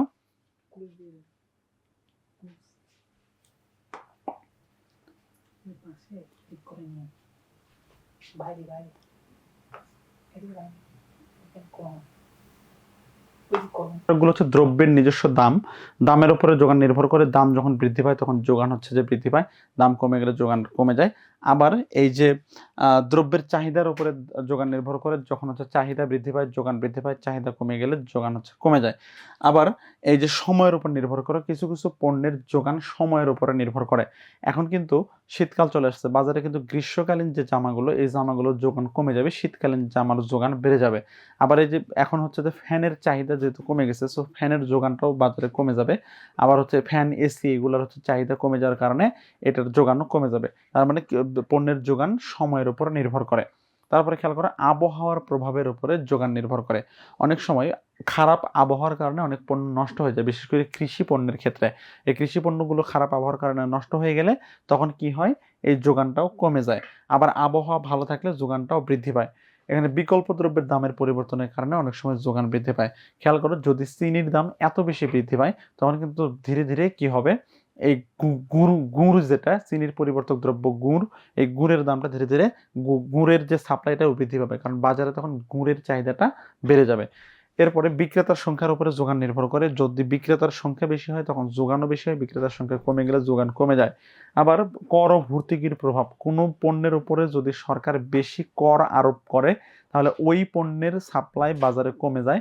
আবার যদি সরকার অনেক বেশি ভর্তুকি প্রদান করে তখন ওই পণ্যের যোগান বাজারে বেড়ে যায়। এভাবে যোগান বিভিন্ন বিষয়ের উপরে নির্ভর করে। ওকে, আমরা যোগান নিয়ে ডিটেইল আলোচনা করে ফেলছি। আমরা এখন পরবর্তী বিষয় নিয়ে আলোচনা করব। দেখো, পরবর্তী বিষয়টা হচ্ছে যে উৎপাদন ব্যয় এবং হচ্ছে যে আয়। তাহলে এই যে এর আগে একটা বিষয় স্কিপ হয়ে গেছে, সেটা হচ্ছে ভারসাম্য। এটা আমি খুঁজতেছিলাম। তাহলে এই ভারসাম্য, এটাকে বলা হচ্ছে ইকুইলিব্রিয়াম। আমরা আলোচনা করব কখন একটা মার্কেট এই যোগান এবং ভারসাম্যের চাহিদার যে ইকুইলিব্রিয়ামে পৌঁছে এবং কিভাবে দাম নির্ধারিত হয় বাজারে, এই জিনিসটাই আমরা একটু দেখার চেষ্টা করব। তাহলে খেয়াল করো, এটাকে ইংরেজিতে বলা হচ্ছে ইকুইলিব্রিয়াম। যে শব্দটা আসছে অ্যাকুয়াস এবং লিব্রা থেকে, এই শব্দটা আসছে, আমরা একটা মাথায় রাখবো। খেয়াল করো, ইকুইলিব্রিয়ামটা কিভাবে একটা মার্কেট কিভাবে ইকুইলিব্রিয়ামে উপনীত হয়, এই জিনিসটা একটু আমরা দেখব। এই চিত্রে তোমরা আশা করি সবগুলো চিত্র আঁকাবা, কারণ এগুলো পরীক্ষাতে আসে। পরীক্ষাতে চিত্র আঁকাতে আসবে না, বা চিত্র কেমন হয় এটা আসবে না, চিত্রের বৈশিষ্ট্য আসবে। আমি চিত্রের বৈশিষ্ট্য আলোচনা করছি, মনোযোগ দিয়ে শোনো এবং পারলে নোট ডাউন করো। তাহলে দেখো, এই গ্রাফে আমরা ভার্টিক্যাল অ্যাক্সিসে প্রাইস রাখতেছি এবং হরিজন্টাল অ্যাক্সিসে আমরা রাখতেছি কোয়ান্টিটি। এবং এটা কিভাবে কাজ করে খেয়াল করো, আমরা এইটা হচ্ছে যে আমাদের সাপ্লাই কার্ভ, আর এটা হচ্ছে যে ডিমান্ড কার্ভ। তোমরা এই কার্ভগুলো দেখছো, আমরা একটু আগের চিত্রগুলোতে কার্ভগুলো দেখেছি। এই পয়েন্টটা হচ্ছে যে এই মার্কেটের ইকুইলিব্রিয়াম পয়েন্ট। ওকে, এই পয়েন্টটা হচ্ছে যে মার্কেটের ইকুইলিব্রিয়াম পয়েন্ট, এটাকে আমরা বলছি ইকুইলিব্রিয়াম পয়েন্ট। এবং এই মার্কেট সবসময় এই পয়েন্টে থাকতে চায়। ধরো আমরা এমন একটা প্রোডাক্ট নিয়ে আলোচনা করতেছি, ধরো ইলিশ নিয়ে আমরা আলোচনা করতেছি। এই ইলিশের দাম যখন হচ্ছে যে এই যে 1500 টাকা কেজি ছিল, আমরা ধরলাম ইলিশের ইকুইলিব্রিয়াম প্রাইস হচ্ছে 1500 টাকা, এবং ইলিশের ইকুইলিব্রিয়াম কোয়ান্টিটি হচ্ছে যে 1500 টাকায় কত কেজি, 3 কেজি। ইকুইলিব্রিয়াম প্রাইস হচ্ছে 1500 টাকা, ইকুইলিব্রিয়াম কোয়ান্টিটি 3 কেজি। তাহলে এই যে বিষয়টা, যখন দাম বৃদ্ধি পাবে, দাম কখন বৃদ্ধি পায়, ওই যে যখন ইলিশের ধরার উপরে নিষেধাজ্ঞা জারি হয়, বা হচ্ছে যে যখন বৈশাখ মাস চলে আসে, পয়লা বৈশাখের আগে আগে ইলিশের দাম বৃদ্ধি পায়। তাহলে দাম যখন বৃদ্ধি পাবে, দাম বৃদ্ধি পেয়ে যদি 2000 টাকা কেজি হয়ে যায়, তাহলে এই যে দাম বৃদ্ধি পেয়ে যখন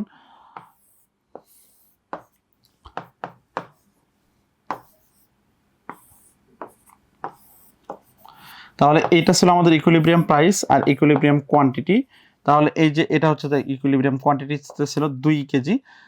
যখন দাম বৃদ্ধি পেয়ে আমাদের এই যে 2000 টাকা কেজি হয়ে গেছে, তখন কি হবে, তখন চাহিদাটা কমে যাবে। আমরা একটু আগে পড়লাম, দাম বৃদ্ধি পেলে চাহিদা কমে যায়। আবার দাম যখন বৃদ্ধি পায় তখন সাপ্লাইটা বেড়ে যায়। তাহলে খেয়াল করো, দাম যখন বৃদ্ধি পেয়ে 2000 টাকা কেজি হয়েছে, তখন চাহিদা কমে এখানে চলে আসছে, আর সাপ্লাইটা বৃদ্ধি পেয়ে এখানে চলে আসছে। তার মানে এইটুকু বেশি সাপ্লাই আছে বাজারে। এটাকে বলা হচ্ছে সারপ্লাস বা উদ্বৃত্ত। বাজারে কোনো পণ্যের উদ্বৃত্ত আছে, সারপ্লাস আছে। বাজারে যখন কোনো পণ্যের উদ্বৃত্ত থাকবে, চাহিদার তুলনায় যোগান বেশি থাকবে, তখন আবার কি হবে, দামটা কমে আসবে।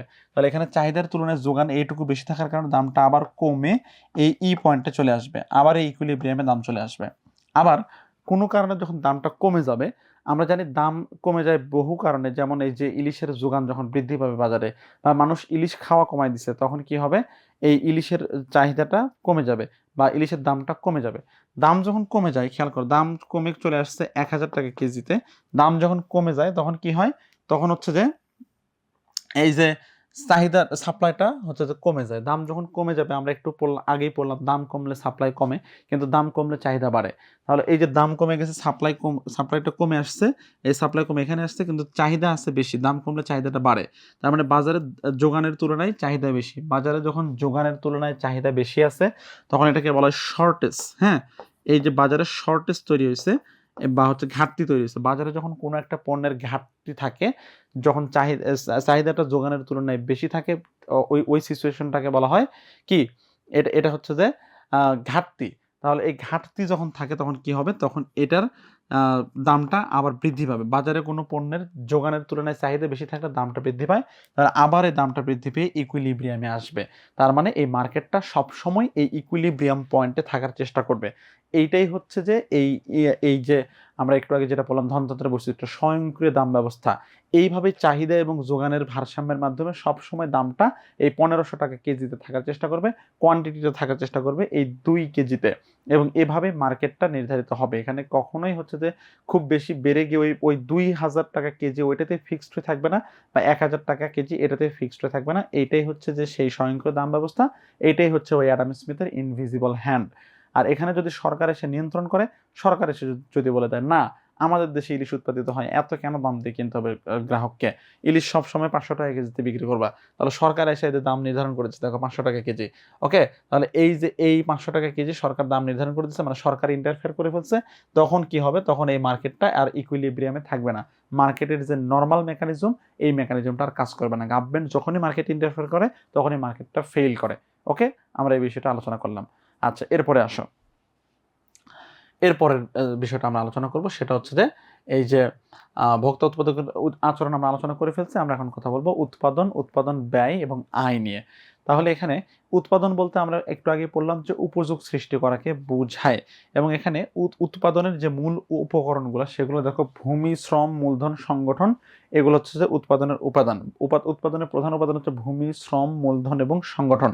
উৎপাদনের আদি এবং মৌলিক উপাদান বলা হচ্ছে ভূমিকে, এখানে শ্রম হচ্ছে গতিশীল উপাদান, মূলধন গতিশীল উপাদান, এবং এখানে সংগঠন হচ্ছে যে উৎপাদকের অধিনায়ক বলা হচ্ছে, এবং সংগঠক যিনি এই সবগুলাকে একত্রিত করেন তাকে বলা হচ্ছে সংগঠক। সংগঠককে উৎপাদনের অধিনায়ক বলে অভিহিত করেছেন অধ্যাপক মার্শাল। আমরা এই বিষয়টা মাথায় রাখবো। এরপরে খেয়াল করো, এখানে বলছে এই যে একটা গুরুত্বপূর্ণ কথা বলছে, দেখো এখানে শ্রমের কথা বলছে, যেই উপাদান প্রাচীন থেকে বর্তমান কাল পর্যন্ত গুরুত্বপূর্ণ সেটা হচ্ছে শ্রম, এবং শ্রমকে বলা হচ্ছে একটা জীবন্ত উপাদান। এবং এখানে শ্রম গতিশীল, এটার যোগান এর পরিবর্তন সময় সাপেক্ষ, শ্রমের যোগান খুব সহজে বৃদ্ধি করা যায় না। এবং এখানে শ্রমের যোগান এবং মজুরি হারের বিপরীত সম্পর্ক আছে, সম্পর্কটা বিপরীত। শ্রমের যে যোগান এবং যে মজুরি, এই দুইটার মধ্যে বিপরীত সম্পর্ক আছে। খেয়াল করো, শ্রমের যোগান এবং মজুরির মধ্যে সম্পর্কটা এই বিপরীত সম্পর্ক। এটা কি কারণে বিপরীত সম্পর্ক হয়? যখন শ্রমের যোগান বৃদ্ধি পায়, ধরো একজন শ্রমিকের দৈনিক মজুরি ছিল 1000 টাকা, সেখানে বৃদ্ধি করে করা হয়েছে 1500 টাকা, তাহলে এই শ্রমিক, তিনি তো আর মেশিন না, তিনি তাহলে 1500 টাকায় কি আরো বেশি কাজ করবেন? তিনি 1500 টাকা আরো বেশি কাজ করবেন না, বরং তিনি কি করবেন, তিনি তখন আরাম আয়েশ খুঁজবেন। তখন তিনি চিন্তা করবেন যে আমার তো আয় বৃদ্ধি পেয়েছে, আমার এত কাজ করার দরকার নেই, আমি তখন কি করব, একটু আরাম খুঁজবো, আমি একটু হচ্ছে যে পরিবারকে সময় দেবো, আমি একটু হচ্ছে লেজার টাইম এনজয় করব। এটার কারণে যতই আয় বৃদ্ধি পাক না কেন, মানুষের শ্রমের যোগান খুব বেশি বৃদ্ধি পায় না। এটাকে বলা হচ্ছে শ্রমের যোগানের সাথে মজুরির সম্পর্কটা বিপরীত সম্পর্ক। এরপরে আসো, আমরা কথা বলবো এই যে সংগঠনকে শিল্পের অধীনে বলেছেন অধ্যাপক মার্শাল, আমরা আলোচনা করে ফেলছি। এরপরের টপিকটা দেখো, এখানে বলছে শ্রমের উৎপাদন ক্ষমতাকে বলা হচ্ছে শ্রমের দক্ষতা, এবং এখানে উৎপাদন যে বিধি, এটার সংজ্ঞা বলছে দেখো, যেই বিধির সাহায্যে ব্যয়ের তুলনায় উৎপাদনের পরিমাণ জানা যায়। ব্যয়ের তুলনায় উৎপাদনের পরিমাণ জানা যাওয়ার প্রক্রিয়াকে বলা হচ্ছে উৎপাদন বিধি। এবং এই উৎপাদন বিধি 3 ধরনের হয়, একটা হচ্ছে ক্রমবর্ধমান উৎপাদন বিধি, এই যে ক্রমবর্ধমান উৎপাদন বিধি, সমানুপাতিক বা স্থির উৎপাদন বিধি, এবং ক্রমহ্রাসমান প্রান্তিক উৎপাদন বিধি। তাহলে ক্রমবর্ধমান প্রান্তিক উৎপাদন বিধি, ক্রমহ্রাসমান আর হচ্ছে স্থির। এখানে ক্রমবর্ধমান হচ্ছে যে উপকরণ নিয়োগের তুলনায় উৎপাদনের পরিমাণটা বৃদ্ধি হবে। ধরো তুমি 1000 টাকার উপকরণ নিয়োগ করছো আর উৎপাদন হয়েছে 1200 টাকার, তখন এটাকে বলা হবে ক্রমবর্ধমান উৎপাদন বিধি। সমানুপাতিক বা স্থির হচ্ছে যে 1000 টাকার উপকরণ নিয়োগ করা হয়েছে, 1000 টাকার সমপরিমাণ দ্রব্য উৎপাদিত হয়েছে, এটাকে বলা হবে কি, স্থির। আর যখন এই যে 1000 টাকার উপকরণ নিয়োগ করে 800 টাকার সমপরিমাণ উৎপাদন হবে, তখন এটাকে বলা হবে ক্রম হ্রাসমান প্রান্তিক উৎপাদন বিধি। তাহলে আমরা এটাই আলোচনা করছিলাম। এরপরে আসো, এখানে উৎপাদন ব্যয় নিয়ে আলোচনা করছি। দেখো উৎপাদন ব্যয় অনেকগুলো ভাগ আছে উৎপাদন ব্যয়ের, সে কোন কোন বিষয়গুলো মিলে উৎপাদন ব্যয়ের সাথে যুক্ত হয় এই জিনিসটা আমরা একটু দেখব। শুরুতে দেখো উৎপাদন ব্যয় সি ইকুয়ালস টু কি wage, W equals to wage. এখানে ওয়েজ বলতে কি বোঝাচ্ছে, একটা উৎপাদন করার জন্য কিছু শ্রমিক নিয়োগ করতে হয়, তাদেরকে মজুরি দিতে হয়, এই মজুরিকে বলা হচ্ছে ওয়েজ। তারপরে কি আর, আর ফর রেন্ট, উৎপাদন করার জন্য যেই হচ্ছে যে জমি বা যেই বিল্ডিং বা যেই ঘরটা ভাড়া নেওয়া হয়েছে ওইটার জন্য ভাড়া দিতে হয়, এটাকে বলতে রেন্ট বা ভাড়া। তারপরে দেখো আই ফর ইন্টারেস্ট, ব্যাংক থেকে অনেক সময় লোন নিতে হয়, এই ব্যাংকের লোনটার জন্য সুদ দিতে হয়, এটাকে বলা হচ্ছে ইন্টারেস্ট। তারপর দেখো সি ইকুয়ালস টু উপকরণ বাবদ ব্যয়। আমরা এই উৎপাদন করার জন্য অনেকগুলো উপকরণ কিনতে হয়, যে উৎপাদনের জন্য যে উপকরণগুলো লাগে আসলে সেই টাইপের উপকরণ কিনতে হয়, এই উপকরণ ক্রয় বাবদ ব্যয়কে আমরা ছোট সি দ্বারা প্রকাশ করছি। আর তারপরে এ ফর অ্যাডভার্টাইজমেন্ট কস্ট, উৎপাদন করলেই হবে না, ওই পণ্যের বিজ্ঞাপন দিতে হবে, এটাকে বলা হচ্ছে এ দ্বারা প্রকাশ করা হচ্ছে অ্যাডভার্টাইজমেন্ট কস্ট। এবং সর্বশেষে হচ্ছে ট্যাক্স, এই দেশে উৎপাদন করার জন্য ট্যাক্স দিতে হয়, ঠিক আছে, কোনো একটা পণ্য উৎপাদন করে সেটা বিক্রি করার ক্ষেত্রে সরকারকে ট্যাক্স দিতে হয়।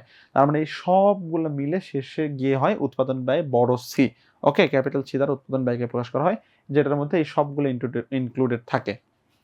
এখন দেখো এখানে স্বল্পকাল আর দীর্ঘকাল বলতে একটা কথা বলছে। স্বল্পকালীন এবং দীর্ঘকালীন ব্যয় বলতে আসলে কি বোঝায়, আমরা ইকোনমিক্সের ভাষায় স্বল্পকাল এবং দীর্ঘকাল বলতে আসলে কি বুঝি এটা একটু মাথায় রাখবে, এটা পরীক্ষাতে আসে, খেয়াল করো।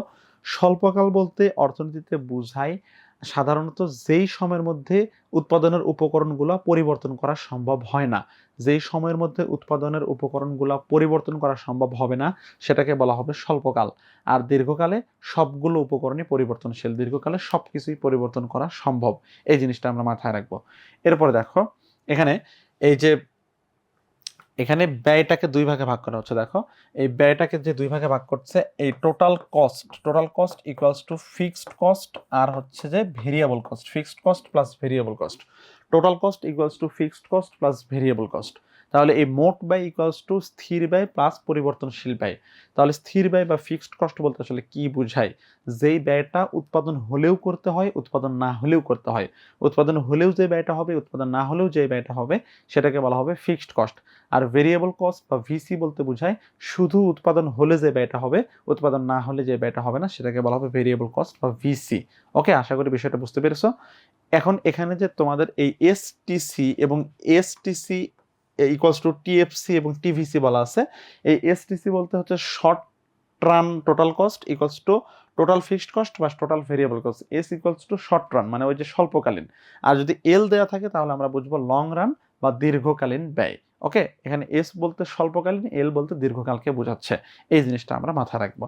তাহলে আমরা আশা করি বুঝতে পেরেছি উৎপাদন ব্যয় জিনিসটা কি, total cost equals to fixed cost plus variable cost. S দেওয়া থাকলে শর্ট রান আর এল দেওয়া থাকলে লং রান। এরপরে আসো আমরা কথা বলবো আয় নিয়ে। দেখো আয় যে জিনিসটা, এটাকে বলা হচ্ছে যে রেভিনিউ, আর এটাকে প্রকাশ করা হচ্ছে যে পরিমাণ দ্রব্য উৎপাদিত হয়েছে তাকে যখন আমরা পি বা কোয়ান্টিটি দ্বারা গুণ করব। ধরো এই যে total revenue equals to price গুণন quantity, total revenue equals to price গুণন কোয়ান্টিটি। আমরা মাথায় রাখবো যখন দামকে দিয়ে যখন যে পরিমাণ উৎপাদিত হয়েছে, ধরো একটা জমিতে 20 মণ ধান উৎপাদিত হয়েছে এবং ধানের দাম হচ্ছে যে 1000 টাকা মণ, তখন আমরা এই ধানের উৎপাদনকে যখন আমরা এই কিউ দ্বারা গুণ করব তখন হচ্ছে যে এই টোটাল রেভিনিউ চলে আসবে। আবার এই টোটাল রেভিনিউকে যখন আমরা কোয়ান্টিটি দ্বারা ভাগ করব তখন আমরা পাবো অ্যাভারেজ রেভিনিউ। টোটাল রেভিনিউকে যখন উৎপাদনের পরিমাণ দ্বারা ভাগ করা হয় তখন পাওয়া যাবে অ্যাভারেজ রেভিনিউ। আর এখানে মার্জিনাল রেভিনিউ বা হচ্ছে এম আর, এই মার্জিনাল রেভিনিউ বা এম আর জিনিসটা হচ্ছে যে 1 ইউনিট এক্সট্রা বিক্রি করলে এক্সট্রা যতটুকু আয় হয়, ধরো 20 মণ ধান বিক্রি করলে আয় হয় 20,000 টাকা, 21 মণ ধান বিক্রি করলে আয় হয় 20,500 টাকা।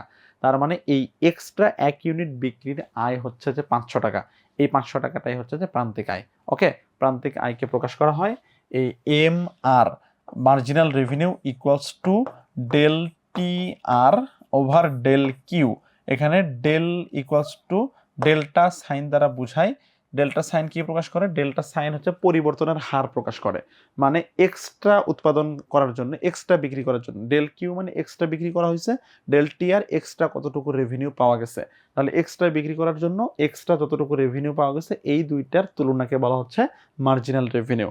ওকে, তোমরা যখন উপযোগ পড়ছিলে ওখানে মার্জিনাল ইউটিলিটি একটা বিষয় ছিল। মার্জিনাল ইউটিলিটি এই জিনিসটাকে আমরা এইভাবে প্রকাশ করতে পারি, এম ইউ ইকুয়ালস টু কিভাবে আমরা প্রকাশ করব?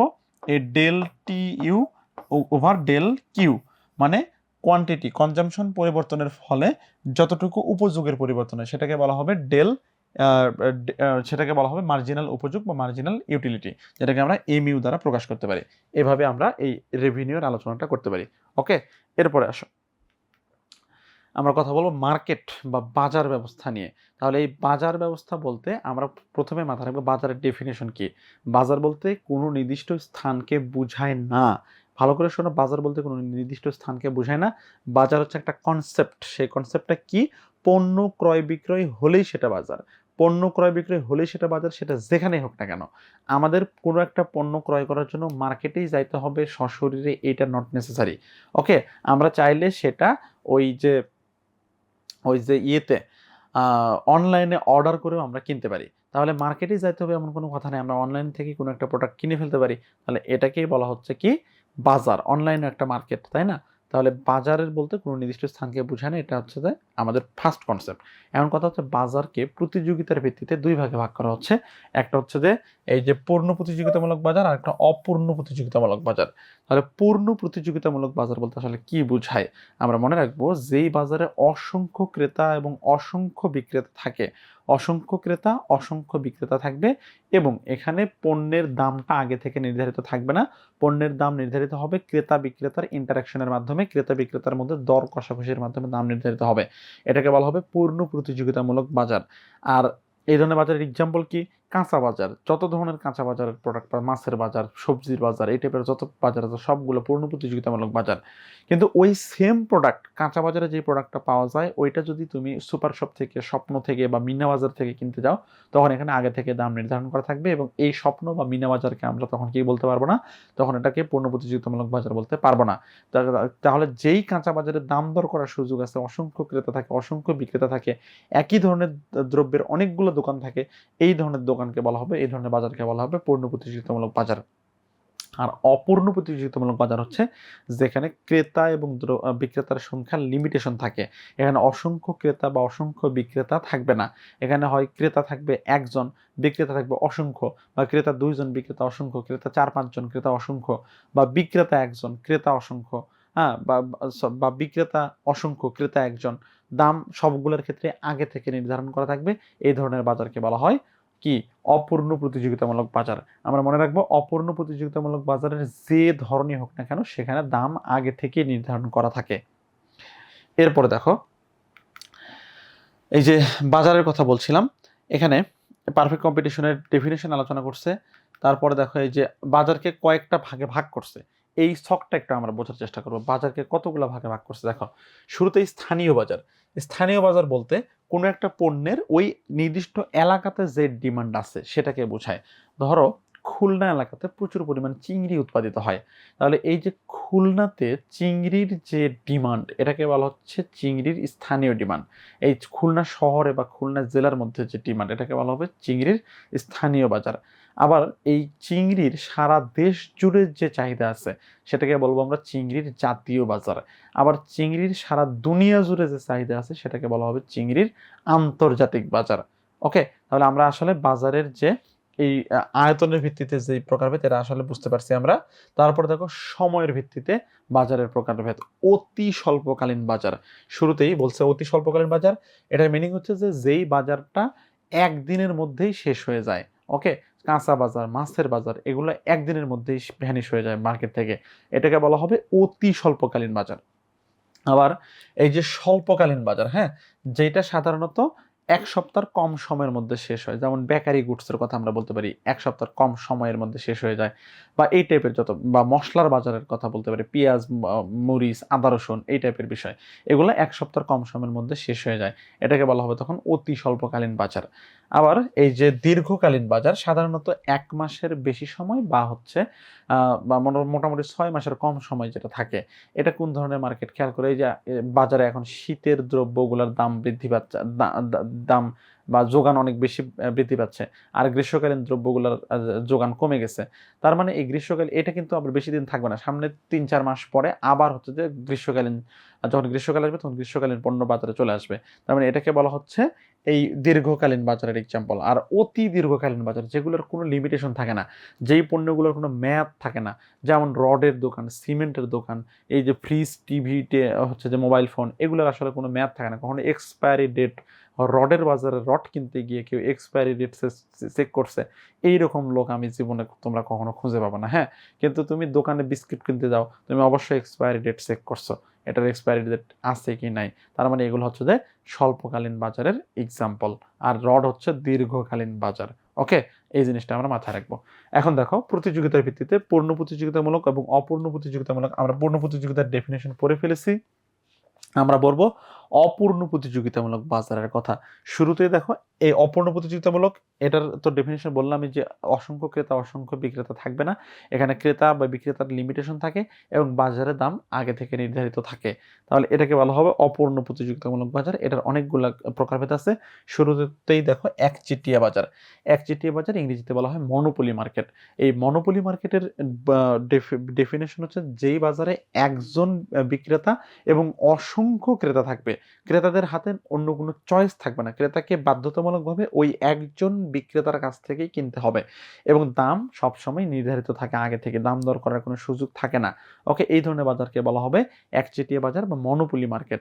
এক্সাম্পল স্বরূপ আমরা বলতে পারি এই যে ইলেকট্রিসিটি মার্কেট, গ্যাসের মার্কেট, এগুলো হচ্ছে যে একচেটিয়া বাজার। এখানে একটা শহরে একজনই ইলেকট্রিসিটি প্রোভাইডার থাকে, একটাই গ্যাসের প্রোভাইডার কোম্পানি থাকে, এখানে অসংখ্য বিক্রেতা থাকে না, একটাই বিক্রেতা এবং অসংখ্য ক্রেতা থাকে, ক্রেতাদের দাম দর করার কোনো সুযোগ এখানে থাকে না, এটাকে বলা হচ্ছে একচেটিয়া বা মনোপলি মার্কেটের এক্সাম্পল।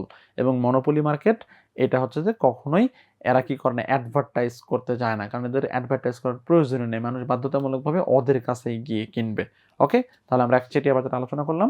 এরপর দেখো ডুওপলি মার্কেট, যখন একটা বাজারে দুইজন বিক্রেতা থাকে এবং এখানে অসংখ্য ক্রেতা থাকে, বিক্রেতা থাকবে দুইজন, অসংখ্য ক্রেতা। ধরো একটা একটা শহরে দুইজন ওয়াইফাই সাপ্লায়ার আছে, হ্যাঁ, দুইজন ওয়াইফাই ইন্টারনেট কানেকশন প্রোভাইডার আছে, তাহলে ওই দুইজনের মধ্যেই প্রতিযোগিতা হবে এবং ওদের কাছ থেকেই সকল মানুষজন কিনতে বাধ্য এবং দাম আগে থেকে নির্ধারিত থাকবে, এটাকে বলা হবে ডুওপলি মার্কেট।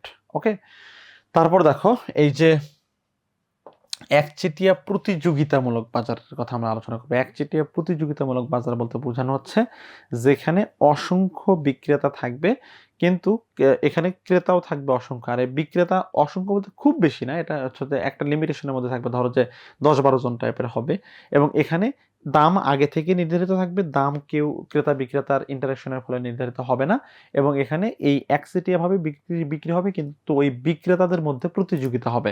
কিভাবে দেখো, ধরো কসমেটিক্সের মার্কেটের কথা যদি আমরা আলোচনা করি, কসমেটিক্সের মার্কেটে অনেক বিক্রেতা থাকে বা অনেক কোম্পানি থাকে কসমেটিক্সের প্রোডাক্ট। আমরা একটা সিঙ্গেল প্রোডাক্ট নিয়ে যদি আমরা আলোচনা করি, এখানে ধরো সাবানের কথা যদি আমরা আলোচনা করি, সাবান হচ্ছে যে একটা কসমেটিক্স গুড, অনেক কোম্পানি আছে বাজারে, লাইফ বয় আছে, ডাভ আছে, স্যাভলন আছে, মেরিল আছে, তারপরে এই যে স্যান্ডেলিনা আছে, অনেক সাবান আছে বাজারে। এখানে ক্রেতার স্বাধীনতা আছে, সে চাইলে যে কোনো একটা ব্র্যান্ডের সাবান কিনতে পারে, দাম সবগুলোরই আগে থেকে নির্ধারণ করা, কোনোটারই দাম এখানে দাম দর করার সুযোগ থাকে না, সবগুলোর দামই আগে থেকে নির্ধারণ করা। তাহলে খেয়াল করো, এখানে এই যে কোম্পানিগুলো নিজেদের মধ্যে প্রতিযোগিতা করে, এখানে তারা হচ্ছে অ্যাডভার্টাইজমেন্ট করতেছে, সেই লাইভ বয় এসে বলতেছে যে তার সাবান 100% জীবাণু মারে, ওই যে ডাব এসে বলতেছে তার সাবান ইউজ করলে স্কিনের ময়শ্চারাইজার এটা ঠিক থাকে। তারপরে ওই যে স্যান্ডেলিনা এসে বলতেছে তারটা নাকি রূপচর্চায় আভিজাত্য। স্যাভলন এসে বলতেছে জীবনে তো দুধ দিয়ে গোসল করেন না, আমারটা দিয়ে দুধ দিয়ে গোসল করেন। কিন্তু কোনোদিন ওই ইলেকট্রিসিটির মার্কেট এসে বলে নাই যে আমার ইলেকট্রিসিটি ব্যবহার করেন, আমার ইলেকট্রিসিটিতে কারেন্ট শক লাগে না, এটা কখনো এসে বলে নাই। কারণ মানুষ তারটা বাধ্যতামূলকভাবে কিনবে, কিন্তু সাবানের ক্ষেত্রে মানুষের চয়েস আছে। এই কারণে এই ধরনের মার্কেট কি করে, নিজেদের মধ্যে প্রতিযোগিতা করে। এটাকে বলা হয় একচেটিয়া প্রতিযোগিতামূলক বাজার। আশা করি বুঝতে পারছো। এরপরে দেখো আমরা পড়বো আর দুইটা মার্কেটের কথা। একটা হচ্ছে যে এই যে মনোপোসনি আর ডুওপোসনি মার্কেটের কথা। এখানে মনোপোসনি আর ডুওপোসনি মার্কেটের এক্সাম্পল কি দেখো। মনোপোসনি মার্কেট হচ্ছে যে এখানে অসংখ্য বিক্রেতা থাকবে কিন্তু ক্রেতা থাকবে একজন, অসংখ্য বিক্রেতা ক্রেতা একজন। এটার এক্সাম্পল কি দেখো খেয়াল করে। একটা এলাকাতে ধরো অনেকগুলো পাট কল আছে, অনেকগুলো পাট চাষি আছে, কিন্তু ওই এলাকাতে একজন মাত্র পাট কল, একটাই পাট কল। তাহলে এই যত পাট চাষি তারা পাট উৎপাদন করে এবং তাদেরকে বাধ্যতামূলকভাবে ওই একটা পাট কলের কাছেই পাট বিক্রি করতে হবে। এটাকে বলা হবে মনোপোসনি মার্কেট। এবং ওই পাট বিক্রেতা, ওই পাটের যে পাট কল, তারাই হচ্ছে দাম নির্ধারণ করে দিবে এখানে। তাহলে এখানে ক্রেতা দাম নির্ধারণ করে, এখানে বিক্রেতা দাম নির্ধারণ করে না। আর ডুওপোসনি হচ্ছে ওই এলাকাতে দুইটা পাটকল আছে এবং অসংখ্য পাটের চাষি আছে। পাট চাষিরা পাট হচ্ছে যে কি করে, চাষ করছে এবং ওই দুইজন ক্রেতার কাছেই বিক্রি করতে হবে, দুইটা পাটকলের কাছে বিক্রি করতে হবে। এটাকে বলা হচ্ছে ডুওপোসনি মার্কেট। আমরা মার্কেট নিয়ে ডিটেইলে আলোচনা করে ফেলছি, আমরা এই পর্যায়ে পরের টপিক নিয়ে আলোচনা করব। এরপরে দেখো আমরা কথা বলবো সামগ্রিক আয় ও ব্যয় নিয়ে। তাহলে এই যে সামগ্রিক আয় ও ব্যয়, আমরা এতক্ষণ যে আলোচনা করলাম এটা হচ্ছে মাইক্রো ইকোনমিক্সের আলোচনা। আমরা চলে আসছি ম্যাক্রো ইকোনমিক্সের আলোচনার মধ্যে। তাহলে শুরুতে দেখো সামগ্রিক আয় মোট দেশজ উৎপাদন বা গ্রস ডোমেস্টিক প্রোডাক্ট, যেটাকে বলা হচ্ছে জিডিপি। কি বলা হচ্ছে? এই জিডিপি, এই গ্রস ডোমেস্টিক প্রোডাক্ট। এটার ডেফিনেশনটা আসলে কি, আমরা একটু এটার ডেফিনেশন আলোচনা করবো শুরুতে। জিডিপির ডেফিনেশন হচ্ছে যে একটা দেশের অভ্যন্তরে, একটা দেশের ভৌগোলিক সীমানার মধ্যে নির্দিষ্ট এক বছরে, সাধারণত এক অর্থ বছরে যে পরিমাণ চূড়ান্ত দ্রব্য ও সেবা উৎপাদিত হয়, এই চূড়ান্ত দ্রব্য ও সেবার বাজার মূল্যকে বলা হবে জিডিপি। কি বলা হবে? জিডিপি। তাহলে এখানে জিডিপির যে আলোচনা, এই জিডিপিকে বলা হচ্ছে GDP equals to C plus I plus G বলা হয়। হ্যাঁ, C plus I plus G equals to GDP. এখানে সি হচ্ছে কনজাম্পশন ব্যয়, একটা দেশের ভোগ ব্যয়, একটা দেশের ইনভেস্টমেন্ট ব্যয় এবং একটা দেশের সরকারের ব্যয়। এই ভোগ ব্যয়, ইনভেস্টমেন্ট ব্যয় এবং সরকারের ব্যয়, এই তিনটা মিলে হয় জিডিপি। এরপরে খেয়াল করো নিট দেশজ উৎপাদন, এনডিপি কি জিনিস? এই জিডিপি থেকে, এই জিডিপি এইটা থেকে যখন আমরা ডেপ্রিসিয়েশন কস্ট বা ডিসি এটা বাদ দেব, তখন পাওয়া যাবে এনডিপি, নিট ডোমেস্টিক প্রোডাক্ট। তাহলে এই এনডিপি জিনিসটা কি খেয়াল করো, বা ডেপ্রিসিয়েশন কস্ট, জিডিপি থেকে যখন আমরা ডেপ্রিসিয়েশন কস্টটাকে বাদ দিলাম তখন আমরা পেলাম এনডিপি। তাহলে ডেপ্রিসিয়েশন কস্ট জিনিসটা আসলে কি? এটা হচ্ছে অপচয় ব্যয়, বাংলাতে বলা হয়। অনেক সময় জিডিপি থেকে অনেক কিছু বাদ দিয়ে দিতে হয়। যেমন ধরো একটা পণ্য উৎপাদিত হয়েছে, ধরো একটা জমিতে 100 মন আলু উৎপাদিত হয়েছে, তাহলে এই জমিতে অবশ্যই মোরলেস 5 মন আলু এমনিতেই পচে নষ্ট হয়ে যাবে। তাহলে এই যে 5 মন আলু পচে নষ্ট হয়ে গেছে, এইটাই হচ্ছে ডেপ্রিসিয়েশন কস্ট। ইকোনমি থেকে অনেক সময় এই ধরনের কোনো চূড়ান্ত দ্রব্য সেবা নষ্ট হয়ে যায়, তখন ওটাকে ইকোনমি থেকে বাদ দিয়ে দিতে হয়। এটাকে বলা হয় ডেপ্রিসিয়েশন কস্ট। তাহলে ডেপ্রিসিয়েশন কস্ট বাদ দিলে যেটা থাকে সেটাকে বলা হবে এনডিপি। এরপর দেখো এই যে মোট জাতীয় উৎপাদনের কথা বলছে, গ্রস ন্যাশনাল প্রোডাক্ট। তাহলে এই গ্রস ন্যাশনাল প্রোডাক্ট, এইটার ডেফিনেশন কি রকম হয় দেখো।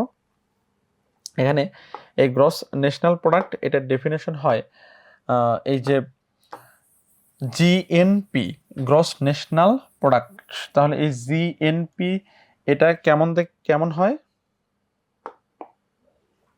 এই জিএনপি এটা হয়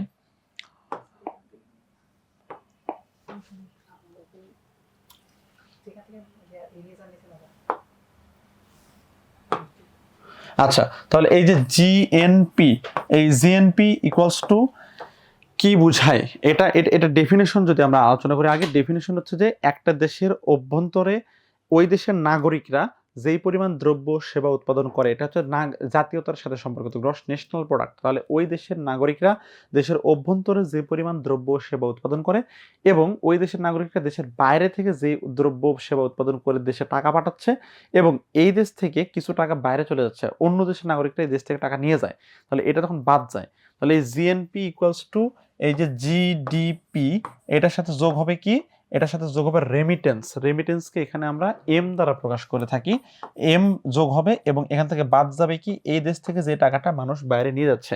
যারা বিদেশি নাগরিক এই দেশে চাকরি করে তারা এখান থেকে টাকা নিয়ে যায়, আবার যারা হচ্ছে আমাদের দেশের নাগরিক বিদেশে কাজ করে তারা এখানে টাকা পাঠায়। তাহলে এই জিডিপির সাথে এম রেমিটেন্স এটা যোগ হয় আর এক্সট্রা বিয়োগ হয়, তাহলে এটা বিয়োগ হয়ে যেটা থাকে সেটাকে বলা হচ্ছে জিএনপি, গ্রস ন্যাশনাল প্রোডাক্ট।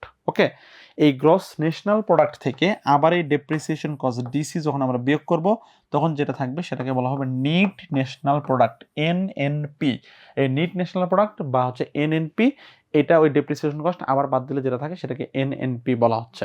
এরপর দেখো নিট ন্যাশনাল প্রোডাক্টকে যখন আমরা টাকাতে কনভার্ট করব তখন এটা গ্রস ন্যাশনাল ইনকামে পরিণত হবে, যেটাকে বলা হচ্ছে জিএনআই, গ্রস ন্যাশনাল ইনকাম। তাহলে এনএনপি কে যখন আমরা টাকাতে কনভার্ট করব তখন আমরা পাবো গ্রস ন্যাশনাল ইনকাম বা হচ্ছে এই যে এটা হচ্ছে যে জিএনআই, এটা হচ্ছে যে মোট জাতীয় ইনকাম, মোট জাতীয় আয়। মোট জাতীয় আয়কে যখন আমরা পপুলেশন দ্বারা ভাগ করব, এই পপুলেশন দ্বারা ভাগ করলে যেটা পাওয়া যায় সেটা হচ্ছে যে পার ক্যাপিটা ইনকাম, পিসিআই বা পার ক্যাপিটা ইনকাম, মাথা পিছু আয় পাওয়া যায়। ওকে, তাহলে এইভাবে মূলত এই জিডিপি থেকে জিএনপি, জিএনপি থেকে এনএনপি, এনএনপি থেকে জিএনআই এবং জিএনআই থেকে আমরা পাবো পার ক্যাপিটা ইনকাম। এভাবে আমরা পার ক্যাপিটা ইনকামকে বের করতে পারি। এখানে আরেকটা টার্ম বলতে দেখো ব্যয়যোগ্য আয় বা ডিসপোজেবল ইনকাম। এটা বলতে আসলে কি বোঝায়, ধরো একজন ব্যক্তির হচ্ছে যে মান্থলি আয় হচ্ছে এই যে মান্থলি আয়, এটা হচ্ছে যে একজন ব্যক্তির লেটস সে একজন ব্যক্তির মান্থলি আয় হচ্ছে 30,000 টাকা, কিন্তু তার 30,000 টাকায় সে কি করতে পারবে না, সে হচ্ছে যে ব্যয় করতে পারবে না, কারণ তার 30,000 টাকায় সে খেয়ে ফেলবে, এটা কিন্তু তার সম্ভব না। তাকে সঞ্চয় করতে হয়। ধরো সে 5,000 টাকা মাসে সঞ্চয় করে, থাকে 25,000 টাকা, এই 25,000 টাকা তাকে বলা হবে তখন ব্যয়যোগ্য আয় বা ডিসপোজেবল ইনকাম। আচ্ছা, এখানে সাফি সরকার সে বলছে ভাইয়া সামগ্রিক আয় ও ব্যয় এটা তো আলাদা অধ্যায়, তাহলে এটা কেন তৃতীয় অধ্যায় উৎপাদন ব্যয় এবং আয়ের মধ্যে আলোচনা করতেছেন? ভাইয়া আমি তো এটা আলাদা করি নাই, এটাকে এই যে টার্মটা যেটা উপরে ব্যয় করছে, হ্যাঁ, আমি যখন এই সামগ্রিক আয় ব্যয় আলোচনা করছিলাম তখন আমি বলছিলাম যে এটা হচ্ছে যে ম্যাক্রো ইকোনমিক্সের আলোচনা, কিন্তু এই স্লাইড যে ভাই বানাইছেন মানে উনি হচ্ছে যে ভুলটা করছেন, ওই উপরের হেডিংটা উনি চেঞ্জ করতে ভুলে গেছেন। এটা হচ্ছে যে আলোচনার সমস্যা না, এটা হচ্ছে ওই স্লাইডের সমস্যা। ওকে, আশা করি সাফি তুমি বুঝতে পেরেছো। আচ্ছা, তোমাদের আমি তো একা একা বকবক করেই যাচ্ছি, তোমরা কি সবাই আসলে ক্লাসটা বুঝতে পারতেছো কিনা, এবং বুঝতে পেরে থাকলে একটু কমেন্ট করো। এবং কে কোন জেলা থেকে আমরা ক্লাস করছি, এখানে আমি এখন 22 জন প্রেজেন্ট দেখছি, কে কোন জেলা থেকে আছি একটু আমরা জানাই। হ্যাঁ, আচ্ছা, এরপর আমরা পরের টপিকে যাব। দেখো শুরুতেই সামগ্রিক আয় ব্যয় এই বিষয়গুলো আমি অলরেডি আলোচনা করে ফেলছি অলরেডি। তারপর দেখো আমরা কথা বলবো মুদ্রা ও ব্যাংক ব্যবস্থা। হ্যাঁ, আচ্ছা, এই যে না আঞ্জুমান নাহার, লালমনিরহাট, চাঁদপুর, আচ্ছা সর্বোত্তরের জেলা পঞ্চগড় থেকে, মাশাআল্লাহ খুবই ভালো, গোপালগঞ্জ, সিরাজগঞ্জ, আচ্ছা জয়পুরহাট থেকে খুবই ভালো, আসিফ হাসান, গাজীপুর, ওকে, পিরোজপুর, থ্যাংক ইউ ভাই, ওকে ওকে ওকে, সাতক্ষীরা থেকে, ঠিক আছে। আমরা এখন আলোচনা করব মুদ্রাস্ফীতি এবং ব্যাংক ব্যবস্থা। ওকে, তাহলে খেয়াল করে এই যে অর্থ হচ্ছে যে বিনিময়ের মাধ্যম বলা হচ্ছে এবং এখানে অর্থের মৌলিক কাজ হচ্ছে 4টি। অর্থের যে মৌলিক কাজ, বিনিময়ের মাধ্যম, মূল্য, ধারক এবং ধারের মাপকাঠি। এখানে আমরা টাকা দিয়ে কোনো কিছুকে বিনিময় করে থাকি, এই কারণে এটাকে বিনিময়ের মাধ্যম বলা হচ্ছে। টাকার মাধ্যমে কোনো কিছুর মূল্য নির্ধারণ করে থাকি, টাকার মাধ্যমে আমরা ধারের মাপকাঠি, মানে আমরা টাকা অনেক সময় কি করে থাকি, মানুষকে লোন দিয়ে থাকি, ধার দিয়ে থাকি, এই কারণে অর্থকে এগুলো বলা হচ্ছে। এরপর দেখো এখানে বলছে একটা দেশের সরকার কর্তৃক স্বীকৃত বিনিময়ের মাধ্যমকে বলা হয় বিহিত মুদ্রা, মানে আমাদের দেশের সরকার আমাদের যেই মুদ্রাগুলোকে স্বীকৃতি দিয়েছে সেগুলোকে বলা হয় বিহিত মুদ্রা। এই বিহিত মুদ্রাকে দুই ভাগে ভাগ করা যায়, একটা হচ্ছে অসীম বিহিত মুদ্রা, আর একটা হচ্ছে যে সসীম বিহিত মুদ্রা। অসীম বিহিত মুদ্রা হচ্ছে যে যেটাকে বারবার ভাঙা যায়, মানে 1000 টাকার নোট এটাকে অনেকবার ভাঙা যাবে, হ্যাঁ 1000টা 1 টাকার নোটে পরিণত করা যাবে, 1 টাকার কয়েনে পরিণত করা যাবে, কি এটাকে বলা হচ্ছে অসীম বিহিত মুদ্রা। আমাদের যেই নোটগুলোকে বারবার ভাঙা যায় সেগুলোকে বলা হয় অসীম বিহিত মুদ্রা, যেইগুলোকে বারবার ভাঙা যায় না সেগুলোকে বলা হচ্ছে সসীম বিহিত মুদ্রা। যেমন 5 পয়সা, 10 পয়সা, তারপরে 25 পয়সা, এগুলোকে বারবার ভাঙা যায় না, এগুলোকে বলা হয় সসীম বিহিত মুদ্রা। আশা করি এই মুদ্রার জিনিসটা বুঝতে পেরেছো। এখন খেয়াল করো, এই যে এখানে আমরা একটা জিনিস পড়বো, আমাদের বাংলাদেশে 2 ধরনের মুদ্রা আছে। একটা হচ্ছে যে 2 ধরনের নোট আছে, একটা হচ্ছে যে সরকারি নোট, আর একটাকে বলা হয় ব্যাংক নোট। তাহলে খেয়াল করো, এই একটা হচ্ছে যে সরকারি নোট, এই সরকারি নোট, আর একটা হচ্ছে যে ব্যাংক নোট। দুই নাম্বারটা হচ্ছে ব্যাংক নোট। এই সরকারি নোট আর হচ্ছে ব্যাংক নোট, তাই না? তাহলে এই যে সরকারি নোট আমরা কোনগুলোকে বলবো আর ব্যাংক নোট কোনগুলোকে বলবো? সরকারি নোট বলতে বোঝায় বাংলাদেশের ক্ষেত্রে সরকারি নোট হচ্ছে যে 1 টাকা, তারপর হচ্ছে 2 টাকা আর 5 টাকা। তাহলে সরকারি নোট হচ্ছে বাংলাদেশের ক্ষেত্রে 1 টাকা, 2 টাকা, 5 টাকার নোট, এই 3টা হচ্ছে সরকারি নোট। এবং সরকারি নোটে অর্থ সচিবের স্বাক্ষর থাকে। ওকে, তাহলে এই যে অর্থ সচিব ওনার স্বাক্ষর থাকে সরকারি নোটে। আর যেটা ব্যাংক নোট হচ্ছে বাংলাদেশে 7টি ব্যাংক নোট আছে। এই 7টি ব্যাংক নোট হচ্ছে যে 10 টাকা, তারপরে এই যে 20 টাকা, 50 টাকা, তারপরে এই যে 100 টাকা, 200 টাকা, তারপর 2000 হয়ে গেছে, সরি। আচ্ছা, এখানে এই যে 200 টাকা, এটা হচ্ছে যে 200 টাকা, তারপরে 500 টাকা, আর হচ্ছে 1000 টাকা। এই 7টা হচ্ছে যে আমাদের ব্যাংক নোট। এবং ব্যাংক নোটে কার স্বাক্ষর থাকে? ব্যাংক নোটে থাকে গভর্নরের স্বাক্ষর, হ্যাঁ ব্যাংক নোটে গভর্নরের স্বাক্ষর থাকে। ওকে, তাহলে আমরা মনে রাখবো সরকারি নোট বাংলাদেশে 3টি, 1 টাকা, 2 টাকা, 5 টাকার নোট। সরকারি নোটে অর্থ সচিবের স্বাক্ষর থাকে।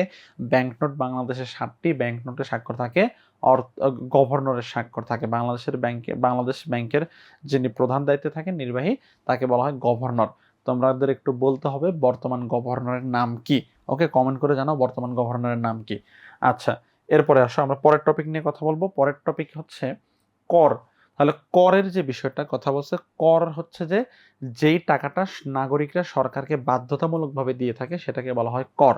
এই কর হচ্ছে 2 ধরনের হয়, একটা হচ্ছে যে প্রত্যক্ষ কর আর একটাকে বলে পরোক্ষ কর। প্রত্যক্ষ কর সকল নাগরিক সরকারকে সরাসরি দেয়, কিন্তু পরোক্ষ কর সকল নাগরিক সরি ভুল বলছি আমি একটু। প্রত্যক্ষ কর নাগরিকরা সরকারকে সরাসরি দেয়, কিন্তু এখানে সকল নাগরিক এই কর দেয় না, কিছু কিছু নাগরিক দেয়, কিছু কিছু নাগরিক দেয় না। কিন্তু পরোক্ষ কর এটা সকল নাগরিক বাধ্যতামূলকভাবে দেয়, কিন্তু এটা সরকারকে সরাসরি দেয় না, এটা হচ্ছে যে ঘুরিয়ে পেঁচিয়ে দেয়। তাহলে এটা কিভাবে দেখো, এই যে প্রত্যক্ষ কর আর পরোক্ষ কর, হ্যাঁ ডিরেক্ট ট্যাক্স এবং ইনডিরেক্ট ট্যাক্স বলছে। তাহলে এখানে ডিরেক্ট ট্যাক্স কোনটা আমরা মনে রাখবো, এই প্রত্যক্ষ কর হচ্ছে ইনকাম ট্যাক্স। এটা সকল নাগরিক দেয় না, কিন্তু এটা সরকারকে সরাসরি দিতে হয়। সকল নাগরিক দেয় না কারণ সকল নাগরিক হচ্ছে ওই ইনকাম ট্যাক্স ব্যারিয়ারের মধ্যে পড়ে না। তাহলে যাদের আয় একটা মিনিমাম লেভেল ইনকামের চাইতে বেশি তাদেরকেই ইনকাম ট্যাক্স দিতে হয়। আবার যাদের আয় হচ্ছে যে একটা মিনিমাম লেভেলের চাইতে কম তাদেরকে ইনকাম ট্যাক্স দিতে হয় না। ওকে, এই কেটা তোমার নাম হচ্ছে আসিফ হাসনান, তুমি বলছো রৌফ, এই রৌফ তো নাই হয়ে গেছে, হ্যাঁ হাসিনা পালানোর সাথে সাথে রৌফ নাই হয়ে গেছে। তো নতুন গভর্নর আসছে, আমাদের দিন দুনিয়া সম্পর্কে খোঁজ রাখতে হবে, হ্যাঁ। নতুন গভর্নরের নাম হচ্ছে যে মনসুর। কি তোমার হচ্ছে যে ব্যয় লাগে নাকি? বুঝলাম না বিষয়টা। মনসুর কি তোমার ব্যয় হয়? ওনার নাম হচ্ছে আহসান এইস মনসুর, টাকাতে নাম লেখা থাকবে 2 দিন বাদে। তুমি মিয়া শুধু মনসুর বলতেছো। ওকে, তো খেয়াল করো, আমরা যেটা বলছিলাম, এই যে এই যে আমাদের করের ব্যবস্থা নিয়ে কথা বলছিলাম এখানে। তাহলে প্রত্যক্ষ কর, ইনকাম ট্যাক্স, প্রত্যক্ষ কর হচ্ছে ল্যান্ড ট্যাক্স বা ভূমি কর, এগুলো হচ্ছে সরকারকে সরাসরি দিতে হয়, কিন্তু সকল নাগরিককে এটা দিতে হয় না। এই কারণে এটা হচ্ছে যে সকল নাগরিকের বর্তায় না। কিন্তু পরোক্ষ কর এটা সরাসরি সরকারকে দিতে হয় না, কিন্তু সকল নাগরিককে দিতে হয়। এটাকে, আর এটার এক্সাম্পল হচ্ছে ভ্যাট, যেটা ভ্যালু অ্যাডেড ট্যাক্স। 15 হচ্ছে যে ভ্যালু অ্যাডেড ট্যাক্স বা ভ্যাট।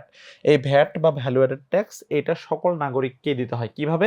আমরা যখনই দোকান থেকে কোনো একটা জিনিস কিনি তখনই আমাদেরকে ভ্যাট দিতে হয়। ওকে, ধরো এই পেনটার দাম হচ্ছে 50 টাকা, এই পেনটা কেনার জন্য আমাদের হয়তো 1 টাকা ভ্যাট দিতে হয়েছে। তাহলে এটা কিন্তু আমরা কাকে দিচ্ছি? দোকানদারকে দিচ্ছি। দোকানদার দিচ্ছে কোম্পানিকে, কোম্পানি দিচ্ছে সরকারকে। তার মানে এটা ঘুরিয়ে পেঁচিয়ে দিন শেষে সরকারের কাছে যাচ্ছে। এই কারণে এটাকে বলা হয় ভ্যাট, বাংলাতে বলা হয় মূল্য সংযোজন কর বা সংক্ষেপে বলা হয় মূসক। ভ্যাট বা মূসক বলা হচ্ছে এটাকে। এই ভ্যাট বা মূসক, মূল্য সংযোজন কর, সকল নাগরিকই দেয় এবং এটা সরকারকে প্রত্যক্ষভাবে না দিয়ে পরোক্ষভাবে দেয়া হয়। আমরা মনে রাখবো বাংলাদেশে সর্বপ্রথম ভ্যাট চালু হয়েছিল 1991 সালে। এই 1991 সালের পহেলা জুলাই, এই পহেলা জুলাই বাংলাদেশে সর্বপ্রথম এই ভ্যাট চালু হয়। ওকে, আর এই ভ্যাট হচ্ছে সরকারের আয়ের সবচাইতে বড় উৎস। আমরা মাথায় রাখবো ভ্যাট সরকারের আয়ের সবচাইতে বড় উৎস। ওকে, তাহলে আমরা কর ব্যবস্থা নিয়ে আলোচনা করে ফেলছি। এরপরে আসো কথা বলবো মুদ্রাস্ফীতি নিয়ে। মুদ্রাস্ফীতিকে বলা হচ্ছে ইংরেজিতে ইনফ্লেশন। মুদ্রাস্ফীতির মূল কথা হচ্ছে যে অর্থের যোগান এটা হচ্ছে যে বৃদ্ধি পাবে এবং দ্রব্যের দামটা কি হবে? দ্রব্যের দাম বৃদ্ধি পাবে, অর্থের মূল্য হ্রাস পাবে। তাহলে যখন দ্রব্যের দাম বৃদ্ধি পায়, অর্থের মূল্য হ্রাস পায়, তখন এই সিচুয়েশনটাকে বলা হয় মুদ্রাস্ফীতি। দ্রব্যের দাম বৃদ্ধি পাবে, অর্থের মূল্য হ্রাস পাবে। ধরো গত মাসে একটা প্রোডাক্টের দাম ছিল 100 টাকা, আজকে হয়ে গেছে, এই মাসে এসে হয়ে গেছে 120 টাকা। তার মানে গত মাসের যে 100 টাকাটা ছিল ওই 100 টাকাটার ভ্যালু আর আজকে 100 টাকা নেই, ভ্যালুটা কমে গেছে। এটাকে বলা হচ্ছে মুদ্রাস্ফীতি বা ইনফ্লেশন। আর এটার উল্টা হচ্ছে যে ডিফ্লেশন। ডিফ্লেশন বলা হচ্ছে কোনটাকে? এটা হচ্ছে যে দ্রব্যের দামটা হচ্ছে যে কমে যাবে, টাকার ভ্যালুটা বেড়ে যাবে। দ্রব্যের দাম কমে গেলে টাকার ভ্যালু বেড়ে যায়, এই সিচুয়েশনটাকে বলা হচ্ছে যে ডিফ্লেশন বা মুদ্রা সংকোচন।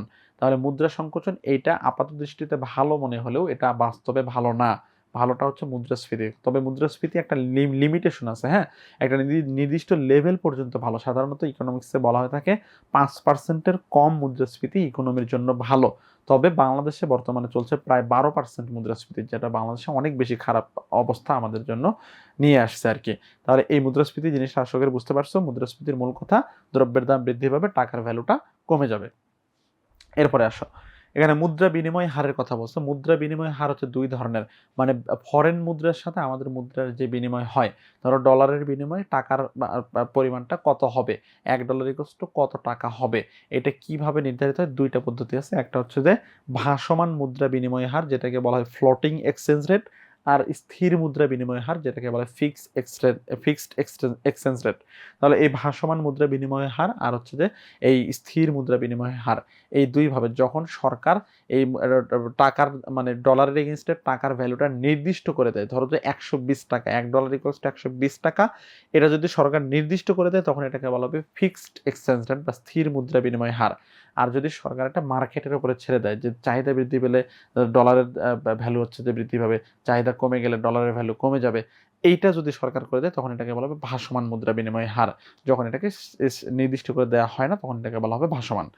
ওকে, এরপরে আসো আমরা কথা বলবো মুদ্রাস্ফীতির সাথে এখানে এই টাকার ভ্যালুর সম্পর্কের কথা। এখানে বিখ্যাত একজন অর্থনীতিবিদ আছেন, নাম হচ্ছে আরভিং ফিশার।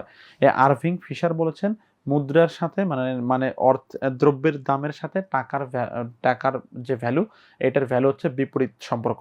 দ্রব্যের দামের সাথে টাকার ভ্যালুর সম্পর্ক বিপরীত। এটাকে বলা হচ্ছে এই সূত্র দ্বারা প্রকাশ করা হচ্ছে। এটা বিখ্যাত ফিশারের থিওরি আছে, হ্যাঁ, যেখানে বলা হচ্ছে মুদ্রার মূল্য বা অর্থের ভ্যালু এটা হচ্ছে মূল্য স্তরের সাথে বিপরীত সম্পর্ক। এখানে বলছে v = 1/p। এই v = 1/p এই ইকুয়েশন দ্বারা কি বোঝায়? এখানে পির ভ্যালুটা যতই বৃদ্ধি পাবে ততই কি হবে? এই টাকার ভ্যালুটা কমে যাবে। মানে প্রাইস যতই বৃদ্ধি পাবে টাকার ভ্যালুটা কমে যাবে, আবার প্রাইস পি যতই কমবে এই টাকার ভ্যালুটা কি হবে? বৃদ্ধি পাবে। তাহলে কি হচ্ছে? এখানে প্রাইসের সাথে এই টাকার ভ্যালুর সম্পর্ক বিপরীত সম্পর্ক। এটাই হচ্ছে যে সে আরভিং ফিশারের যে যে হচ্ছে যে মুদ্রা সংক্রান্ত যেই নীতি, সেই নীতিকে প্রকাশ করে। এরপরে আরেকটা কথা বলছে, দেখো এখানে অধ্যাপক গ্রেশাম তার একটা বিখ্যাত মুদ্রা বিধি আছে। তিনি বলেছেন যে এই যে উৎকৃষ্ট মুদ্রা নিকৃষ্ট মুদ্রাকে বাজার থেকে বিতাড়িত করে। এখানে উৎকৃষ্ট মুদ্রা বলতে কি বোঝায় আর নিকৃষ্ট মুদ্রা বলতে কি বোঝায় এইটা একটু আমরা আলোচনা করব। উৎকৃষ্ট মুদ্রা বলতে বোঝায় যেই মুদ্রাটা কি, যেই মুদ্রাটার উপরে ট্যাক্স দেওয়া হয়েছে এবং যেই মুদ্রাটা বৈধ পথে ইনকাম করা হয়েছে, এটাকে বলা হয় উৎকৃষ্ট মুদ্রা। আর নিকৃষ্ট মুদ্রা বলতে বোঝায় যেই মুদ্রার উপরে ট্যাক্স দেওয়া হয় নাই এবং যেই মুদ্রাটা কি হয়নি, যে মুদ্রাটা বৈধ পথে ইনকাম করা হয়নি যে টাকাটা, এটাকে বলা হয় নিকৃষ্ট মুদ্রা।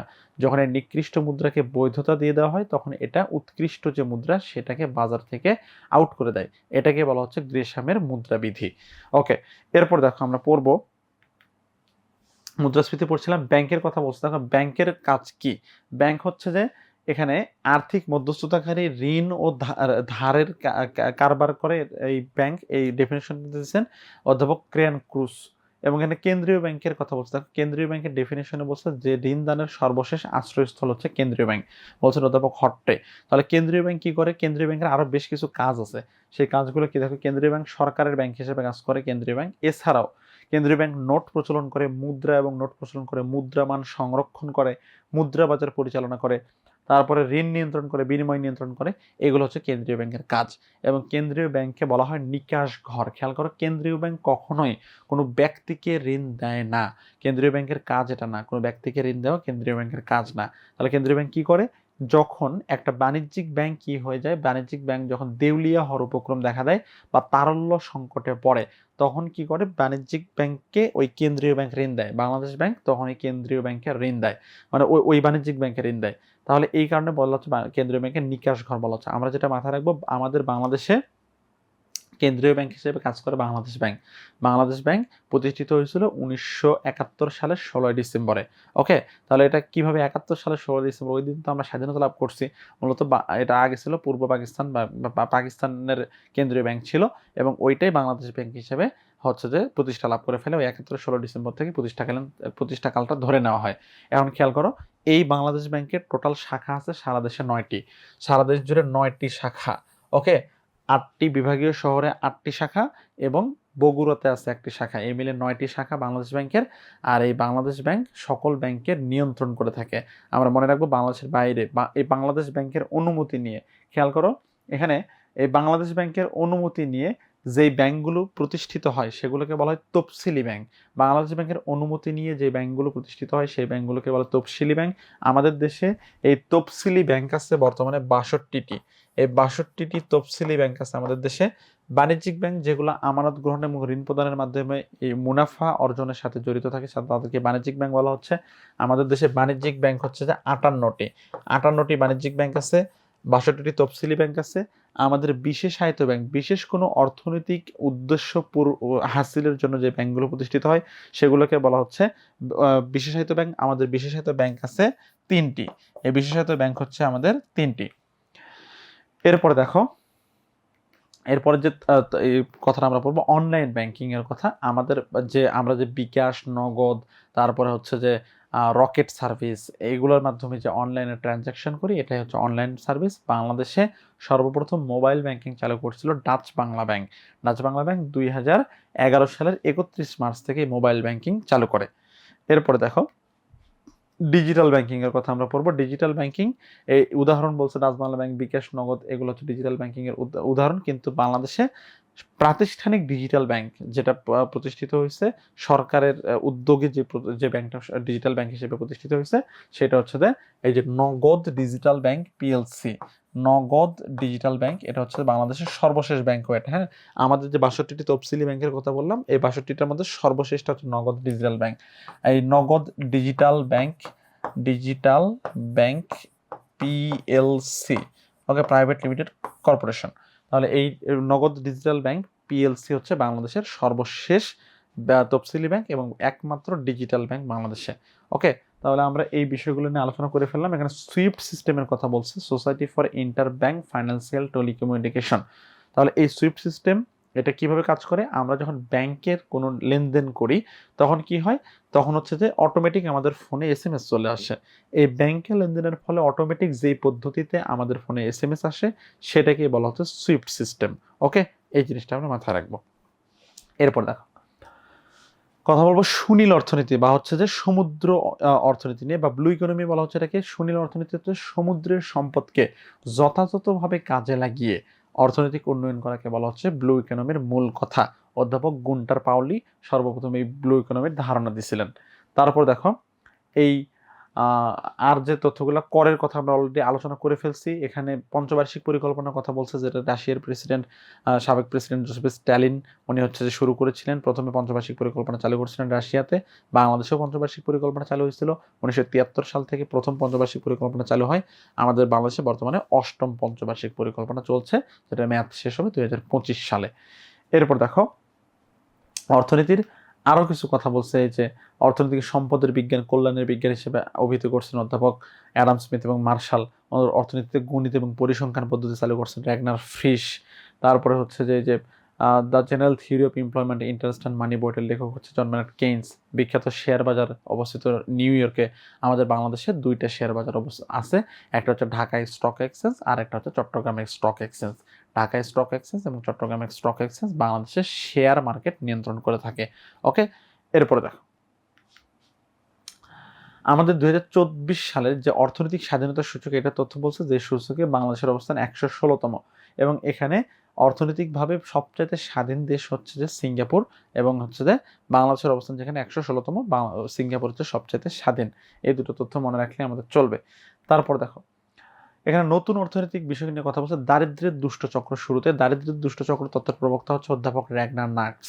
অধ্যাপক র্যাগনার নার্স বলছেন একটা দেশ দরিদ্র কারণ সেই দেশের মানুষ দরিদ্র।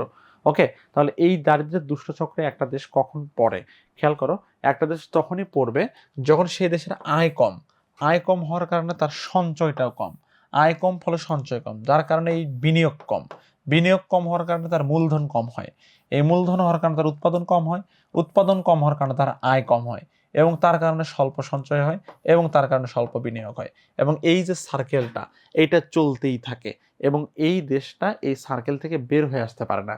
এই সার্কেল থেকে এই দেশকে বের করার জন্য বাইরের কোনো উপাদান এখানে ইনজেক্ট করতে হয়। বাইরের উপাদান হতে পারে বৈদেশিক ঋণ, বৈদেশিক সাহায্য, এই টাইপের জিনিসগুলা যখন এই দেশের ইকোনমিতে ইনজেক্ট করা হবে এবং সেটা প্রপারলি ব্যবহার করা হবে, তখনই এই দেশটা এই যে দারিদ্র্যের দুষ্টচক্র, এই দুষ্টচক্র থেকে বের হয়ে আসতে সক্ষম হবে। ওকে, এরপরে আসো আমরা পড়বো এই যে খাজনা তত্ত্বের কথা। ঠিক আছে, খাজনা তত্ত্ব, এখানে খাজনা আর ভাড়া এটার মধ্যে একটা পার্থক্য আছে। হ্যাঁ, খাজনা কাকে বলা হবে? একটা জমি, একটা জমি ব্যবহার করার জন্য জমির মালিককে যে টাকা দিতে হয়, এটাকে বলা হবে বা এটাকে বলা হবে ভাড়া। আর এই জমির মালিক দিন শেষে সরকারকে যে টাকা দেয়, এটাকে বলা হয় খাজনা। ওকে, এই খাজনা তত্ত্ব দেখো আন্তর্জাতিক বাণিজ্যের তুলনামূলক সুবিধা তত্ত্ব, এটার প্রবক্তা হচ্ছে যে অধ্যাপক ডেভিড রিকার্ডো, এবং আন্তর্জাতিক বাণিজ্যের পরম সুবিধা তত্ত্ব বা অ্যাবসলিউট অ্যাডভান্টেজ থিওরির প্রবক্তা অধ্যাপক হচ্ছে যে অ্যাডাম স্মিথ। এখানে তৃতীয় বিশ্ব বলতে উন্নত অনুন্নত বিশ্বকে বোঝায়। এই জিনিসগুলো এক নজরে দেখবা। এরপরে আসো অর্থনৈতিক উন্নয়নের তথ্য বলছে এই বক্সে, দেখো খেয়াল করে তোমাদের লিখছে, সেটাই আছে সবচেয়ে বেশি প্রচলিত মুদ্রা মার্কিন ডলার, এবং ডলারের প্রতিযোগী মুদ্রা হচ্ছে ইউরো। যে মুদ্রা মান সবচেয়ে বেশি কুয়েতের দিনার, আর হচ্ছে সবচাইতে বেশি মুদ্রাস্ফীতি যে দেশটাতে বর্তমানে, সেটা হচ্ছে যে আর্জেন্টিনা। এই বক্সে থাকার কথা ছিল, সাধারণত কাট পড়ে গেছে সম্ভবত, তোমরা মাথায় রাখবা। সবচেয়ে বেশি মুদ্রাস্ফীতি দেশ বর্তমানে আর্জেন্টিনা, এবং মাথাপিছু আয়ের শীর্ষ দেশ হচ্ছে যে বর্তমানে লুক্সেমবার্গ। এরপর খেয়াল করো বিশ্বের ব্যাংকিং ব্যবস্থা নিয়ে কথা বলছে। কোন ব্যাংক কখন প্রতিষ্ঠিত হয়েছে? প্রথম ব্যাংক হচ্ছে শান্সি ব্যাংক চীন, এবং প্রথম সরকারি ব্যাংক হচ্ছে ব্যাংক অফ ভেনিস। এবং আমাদের প্রথম উপমহাদেশের প্রথম ইসলামী ব্যাংক হাবিব ব্যাংক, উপমহাদেশের প্রথম ব্যাংক হচ্ছে হিন্দুস্তান ব্যাংক। এই তথ্যগুলো পড়বে এখান থেকে।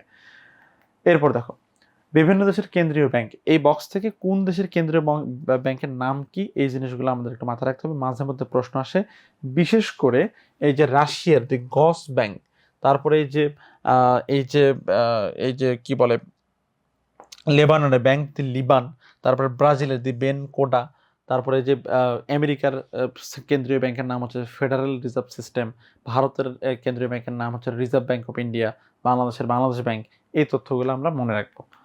এই যে এখানে বলা হচ্ছে মার্কিন যুক্তরাষ্ট্রের ফেডারেল রিজার্ভ সিস্টেম, তারপরে এই যে ভারতের রিজার্ভ ব্যাংক অফ ইন্ডিয়া, বাংলাদেশের ক্ষেত্রে বাংলাদেশ ব্যাংক, হ্যাঁ, এই যে পর্তুগালের ক্ষেত্রে ব্যাংক অফ পর্তুগাল। এই তথ্যগুলো ভালো করে মাথায় রাখতে হবে। তারপর দেখো শুরুতেই আর্থিক প্রতিষ্ঠানগুলোকে নিয়ে আলোচনা করছে। আমাদের এই লেকচারের অর্থনীতি বিষয়ক যে পার্টটা ছিল, সেটা অলরেডি আমরা আলোচনা করে ফেলছি। আমরা এখন আলোচনা করব পৃথিবীর কয়েকটা গুরুত্বপূর্ণ আর্থিক প্রতিষ্ঠানকে নিয়ে। শুরুতেই দেখো ওয়ার্ল্ড ব্যাংক এবং আইএমএফ। ওয়ার্ল্ড ব্যাংক এবং আইএমএফ তোমরা লেকচার 8-এ পড়ে আসছো। একটা বিশেষ একটা কনফারেন্সের কথা, জাতিসংঘ প্রতিষ্ঠানের ক্ষেত্রে একটা কনফারেন্স হয়েছিল, নাম হচ্ছে ব্রেটন উডস কনফারেন্স, যেই কনফারেন্সটা হয়েছিল 1944 সালে যুক্তরাষ্ট্রের নিউ হ্যাম্পশায়ার শহরের ব্রেটন উডস অঙ্গরাজ্যে। এবং এই শহরে যেই সম্মেলনটা হয়েছিল সেই সম্মেলন থেকে দুইটা গুরুত্বপূর্ণ প্রতিষ্ঠা করার আলাপ হয়েছিল আর কি। সেই দুইটা প্রতিষ্ঠানে একটা হচ্ছে ওয়ার্ল্ড ব্যাংক, যেটার আরেক নাম হচ্ছে IBRD। এবং এই ওয়ার্ল্ড ব্যাংকের প্রকৃত নাম IBRD, International Bank for Reconstruction and Development, আর একটা হচ্ছে IMF, ইন্টারন্যাশনাল মনিটারি ফান্ড। তাহলে এই ওয়ার্ল্ড ব্যাংক, যেটা পরবর্তীতে প্রতিষ্ঠিত হয়েছে 1945 সালে 27 ডিসেম্বর ওয়াশিংটন ডিসিতে সদর দপ্তর, এবং এটার বর্তমান সদস্য সংখ্যা 189টা দেশ, সর্বশেষ হচ্ছে নাউরু। আর বর্তমান যিনি প্রেসিডেন্ট ওয়ার্ল্ড ব্যাংকের, তার নাম হচ্ছে অজয় বাঙ্গা। তাহলে আমরা মনে রাখবো ওয়ার্ল্ড ব্যাংকের যিনি প্রধান তাকে বলা হচ্ছে প্রেসিডেন্ট, আর বর্তমান প্রেসিডেন্ট অজয় বাঙ্গা। এই ওয়ার্ল্ড ব্যাংক গ্রুপ বলতে একটা বিষয় আছে, হ্যাঁ, ওয়ার্ল্ড ব্যাংক গ্রুপ বলতে 5টা প্রতিষ্ঠানকে বোঝায়। 5টা প্রতিষ্ঠান হচ্ছে যে এই যে IBRD একটা, IBRD, তারপরে হচ্ছে যে IDA, আর একটা হচ্ছে যে IFC, তারপরে হচ্ছে মিগা, তারপরে আছে হচ্ছে যে এই যে ICSID। এখানে IBRD International Bank for Reconstruction and development, IDA international development association, IFC international finance corporation, MIGA হচ্ছে মাল্টিলেটারাল ইনভেস্টমেন্ট গ্যারান্টি এজেন্সি। এইভাবে এই পাঁচটা যে প্রতিষ্ঠান, এই 5টা প্রতিষ্ঠান মিলে হচ্ছে যে ওয়ার্ল্ড ব্যাংক। এবং এই 5টা প্রতিষ্ঠানের মধ্যে একটা প্রতিষ্ঠান দেখো যেটার নাম IDA। IDA কে বলা হয় soft loan window. Soft loan window বলার কারণটা হচ্ছে যে এই IDA নামক প্রতিষ্ঠানটা খুব সহজ শর্তে ঋণ প্রদান করে থাকে। সহজ শর্তে ঋণ প্রদান করার কারণে এটাকে বলা হয় সফট লোন উইন্ডো। ওকে, আচ্ছা, এরপরে আসো আমরা পড়ব এই IDA নামক প্রতিষ্ঠানটা। এটা যেই উন্নয়নশীল যে দেশগুলো, এই উন্নয়নশীল দেশগুলোকে ঋণ দিয়ে থাকে। বাংলাদেশ সবচাইতে বেশি বৈদেশিক ঋণ পেয়ে থাকে যে সংস্থা থেকে, সেটা হচ্ছে এই IDA। আর দেশ হিসেবে বাংলাদেশ সবচেয়ে বেশি ঋণ পেয়ে থাকে জাপানের কাছ থেকে। এরপরে দেখো আমরা পড়বো IMF সম্পর্কে। 15 হচ্ছে ইন্টারন্যাশনাল মনিটারি ফান্ড, ওই ব্রেটন উডস কনফারেন্সের মাধ্যমে IMF প্রতিষ্ঠিত হয়েছিল। এই কারণে এই যে IMF এবং ওয়ার্ল্ড ব্যাংক, এই দুইটা প্রতিষ্ঠানকে বলা হয় ব্রেটন উডস ইনস্টিটিউশন বা ব্রেটন উডস ইনস্টিটিউটও বলা হয়। খেয়াল করো 1945 সালে প্রতিষ্ঠিত হয়েছে এই যে ওয়াশিংটন ডিসিতে সদর দপ্তর, এবং এটার সদস্য সংখ্যা 190টা ছিল, আরেকটা বৃদ্ধি পাইছে, হ্যাঁ, বর্তমানে 191টা দেশ এটা সদস্য। এই 191টা দেশ, সর্বশেষ হচ্ছে লিচেনস্টাইন এই IMF এর সদস্য। এই IMF এর যিনি প্রধান তাকে বলা হয় ব্যবস্থাপনা পরিচালক বা ম্যানেজিং ডিরেক্টর। আমরা এই যে ওয়ার্ল্ড ব্যাংকের ক্ষেত্রে বললাম, ওয়ার্ল্ড ব্যাংকের প্রধানকে বলা হয় কি প্রেসিডেন্ট, কিন্তু IMF এর প্রধানকে বলা হয় ব্যবস্থাপনা পরিচালক বা ম্যানেজিং ডিরেক্টর।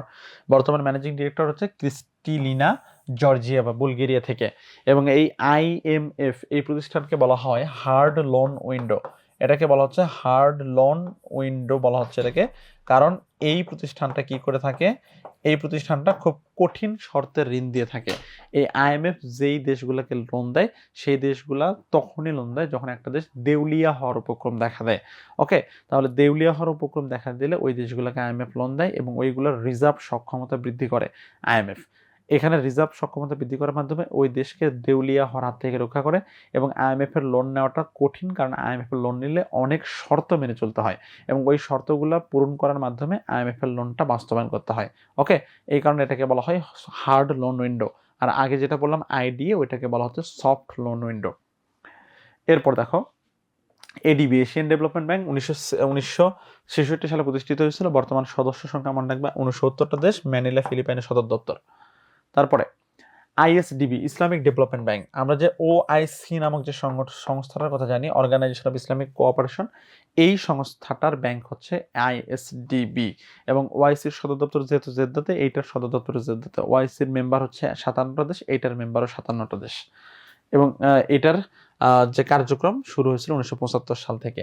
তারপরে খেয়াল করো যে তথ্যটা আমরা পড়বো সেটা হচ্ছে যে এই যে রিজিওনাল কম্প্রিহেনসিভ ইকোনমিক পার্টনারশিপ, এটার সদর দপ্তর হ্যানয়, ভিয়েতনামে। এবং এটা 3টা দেশ এটা সদস্য, দেখো 15টা দেশ সদস্য। এই যে আসিয়ানের দেশ হচ্ছে 10টি। এই আসিয়ানের 10টি, এবং চীন, জাপান, অস্ট্রেলিয়া, নিউজিল্যান্ড এবং দক্ষিণ কোরিয়া, এই 5টা দেশ মিলে টোটাল 15টা দেশ হচ্ছে এই রিসেপের সদস্য। তারপর দেখো আমরা কথা বলবো ব্রিক্স নিয়ে। এই ব্রিক্সকে বলা হচ্ছে বর্তমান বিশ্বের অন্যতম শক্তিশালী অর্থনৈতিক জোট। ব্রিক্স প্রতিষ্ঠিত হয়েছিল 2009 সালে। এই 2009 সালে রাশিয়ার উদ্যোগে প্রতিষ্ঠিত হয় ব্রিক্স, এবং এই ব্রিক্স নামক যে একটা সংস্থা প্রতিষ্ঠা করা সম্ভব এই বিষয়ে সর্বপ্রথম ধারণা দিয়েছিলেন একজন বিখ্যাত অর্থনীতিবিদ, নাম হচ্ছে যে এই যে জিম ও নেইল।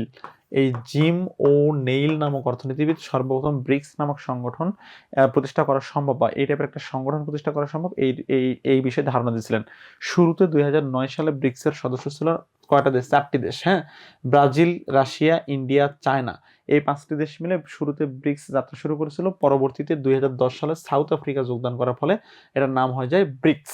যখন সাউথ আফ্রিকা যোগদান করে তখন এটার নাম হয় ব্রিক্স। এখন খেয়াল করো, এই ব্রিক্সের এই বছরের যে সম্মেলনটা হয়েছে রাশিয়ার কাজান শহরে, এই সম্মেলন থেকে সিদ্ধান্ত নেওয়া হয়েছে আরো 13টা দেশকে ব্রিক্সের অংশীজন বানানো হবে, পুরো মেম্বারশিপ দেওয়া না, খেয়াল করো, অংশীজন বানানো হবে। এবং এই সম্মেলনে আরো হচ্ছে যে কয়েকটি দেশকে এটা ব্রিক্সের সদস্যপদ দেওয়া হয়েছে। সেই কয়েকটি দেশ কি কি দেখো এখানে, এই যে এই সদস্যপদ দেওয়া হয়েছে যে দেশগুলোকে, মিশর, তারপরে ইথিওপিয়া, তারপরে ইরান এবং ইউএই এই কয়েকটা দেশকে সদস্যপদ দেওয়া হয়েছে। সৌদি আরবের সদস্যপদ পাওয়ার কথা ছিল, সৌদি আরব সম্মেলনে যোগদান করেনি। তাহলে এই কারণে বর্তমানে এটা সদস্য দাঁড়াইছে, এই যে আগে থেকে ছিল 5টা, বর্তমানে আরো হচ্ছে 4টা যোগদান করে 9টি সদস্য হয়েছে ব্রিক্সের। আর এখানে যে নিউ ডেভেলপমেন্ট ব্যাংক, যে ব্যাংকটার কথা আমরা পড়ছি, ব্রিক্সের 2015 সালে ব্রাজিলের ফোর্টালোজা শহরে সম্মেলন হয়েছিল, যেই সম্মেলন থেকে সিদ্ধান্ত নেওয়া হয় কি এই ব্রিক্সের একটা ব্যাংক প্রতিষ্ঠিত হবে, যে ব্যাংকটার নাম হবে নিউ ডেভেলপমেন্ট ব্যাংক বা এনডিবি। এনডিবির সদস্য 8টি দেশ। খেয়াল করো, এই এনডিবি সদস্য যে 8টি দেশ, এই 8টি দেশের মধ্যে যে বাংলাদেশও আছে, হ্যাঁ, এই বাংলাদেশ এই এনডিবি বা নিউ ডেভেলপমেন্ট ব্যাংকের সদস্য। বাংলাদেশ এই ব্রিক্সের সদস্য না, কিন্তু বাংলাদেশ এনডিবি বা নিউ ডেভেলপমেন্ট ব্যাংকের সদস্য।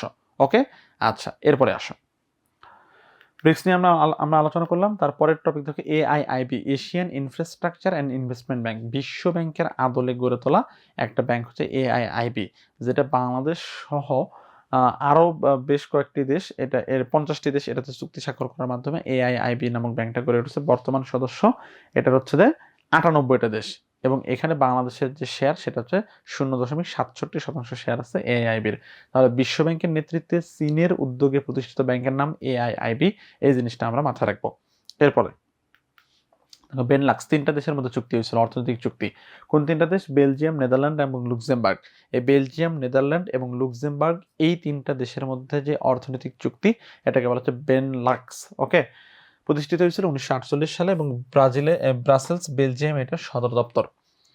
ওকে, তারপরে আসো এসসিও, সাংহাই কোঅপারেশন অর্গানাইজেশন, 2001 সালে প্রতিষ্ঠিত হয়েছিল। উদ্দেশ্য পারস্পরিক অর্থনৈতিক, রাজনৈতিক এবং নিরাপত্তা বিষয়ক সহযোগিতা জোরদার করাই হচ্ছে সাংহাই কোঅপারেশনের লক্ষ্য। 10টি দেশ এটা সদস্য, বেইজিং চীনের এটার সদর দপ্তর।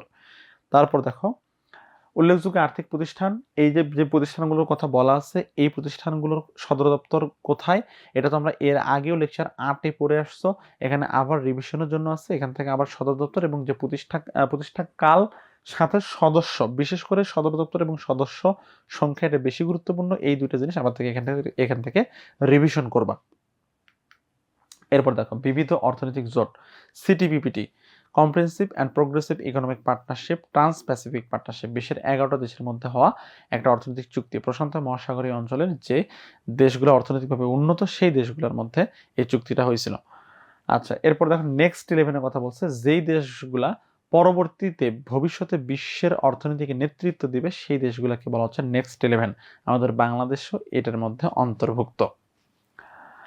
এরপর আসো আমরা পড়ব ইউরোপিয়ান ইউনিয়ন সম্পর্কে, খুবই গুরুত্বপূর্ণ টপিক ইউরোপিয়ান ইউনিয়ন। যে ইউরোপিয়ান ইউনিয়নের প্রতিষ্ঠাটা হয়েছে মূলত 1958 সালে, তখন নাম ছিল ইউরোপিয়ান ইকোনমিক কমিউনিটি বা ইইসি নাম ছিল, হ্যাঁ, এই ইইসি বা ইউরোপিয়ান ইকোনমিক কমিউনিটি, সেখান থেকে পরবর্তীতে এই যে ইউরোপিয়ান ইকোনমিক কমিউনিটি এটা প্রতিষ্ঠিত হয়েছিল রোম চুক্তির মাধ্যমে। পরবর্তীতে ম্যাস্টিকট চুক্তির মাধ্যমে ইউরোপিয়ান ইকোনমিক কমিউনিটির নাম পরিবর্তন হয়ে ইউরোপিয়ান ইউনিয়ন হয়।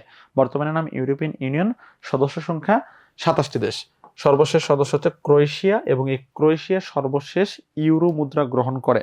এই কারণে ইউরোজোন, যেই দেশগুলা ইউরো মুদ্রা গ্রহণ করেছে সেই দেশগুলোকে বলা হয় ইউরোজোনভুক্ত দেশ, এবং সর্বশেষ ইউরোজোনভুক্ত দেশ হচ্ছে ক্রোয়েশিয়া।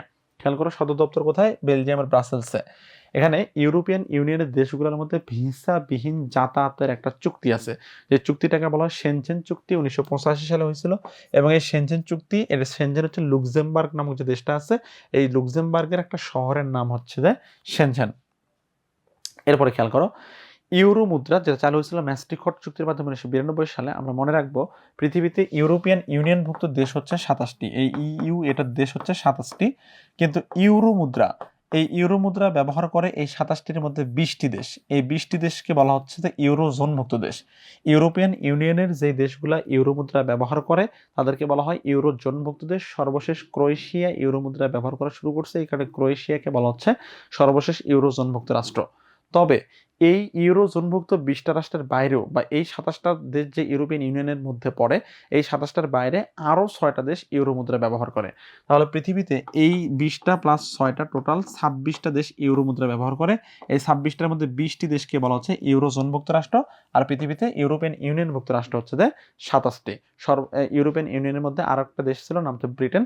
ব্রিটেন ইউরোপিয়ান ইউনিয়ন থেকে বের হয়ে গেছে, যে প্রক্রিয়াটাকে বলা হয় ব্রেক্সিট। ওকে, আমরা ব্রেক্সিট এটা পুরাতনই, সেটা নিয়ে আলোচনা করি না। এরপর দেখো, এই তথ্যগুলো অলরেডি আমরা পড়ে ফেলছি। আমরা পড়বো এই যে পরিবেশ সম্পর্কে।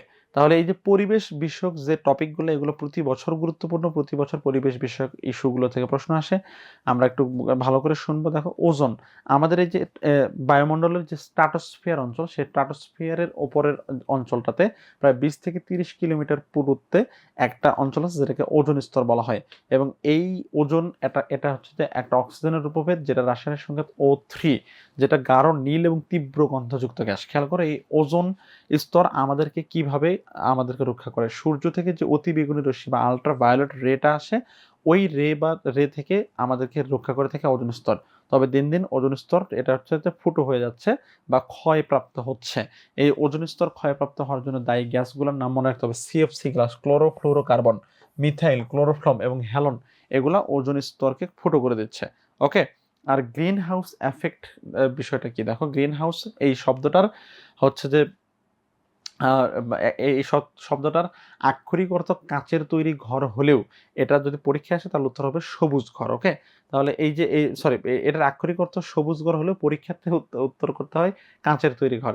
শীতপ্রধান দেশগুলোতে কাঁচের তৈরি ঘর তৈরি করে ওটার মধ্যে গাছপালা লাগানো হয়। শীতপ্রধান দেশে, যেগুলো টেম্পারেচার মাইনাসের অনেক নিচে, সেই দেশগুলোতে এই সূর্যের আলো কাঁচের তৈরি ঘরে প্রবেশ করে, ফলে এই ঘরটা উত্তপ্ত থাকে এবং এই ঘরের ভিতরে গাছপালা লাগানো হয়, চাষবাস করা হয়। এটাকে বলা হয় গ্রিন হাউস। আমাদের পৃথিবীটাও গ্রিন হাউসের মতো কাজ করে।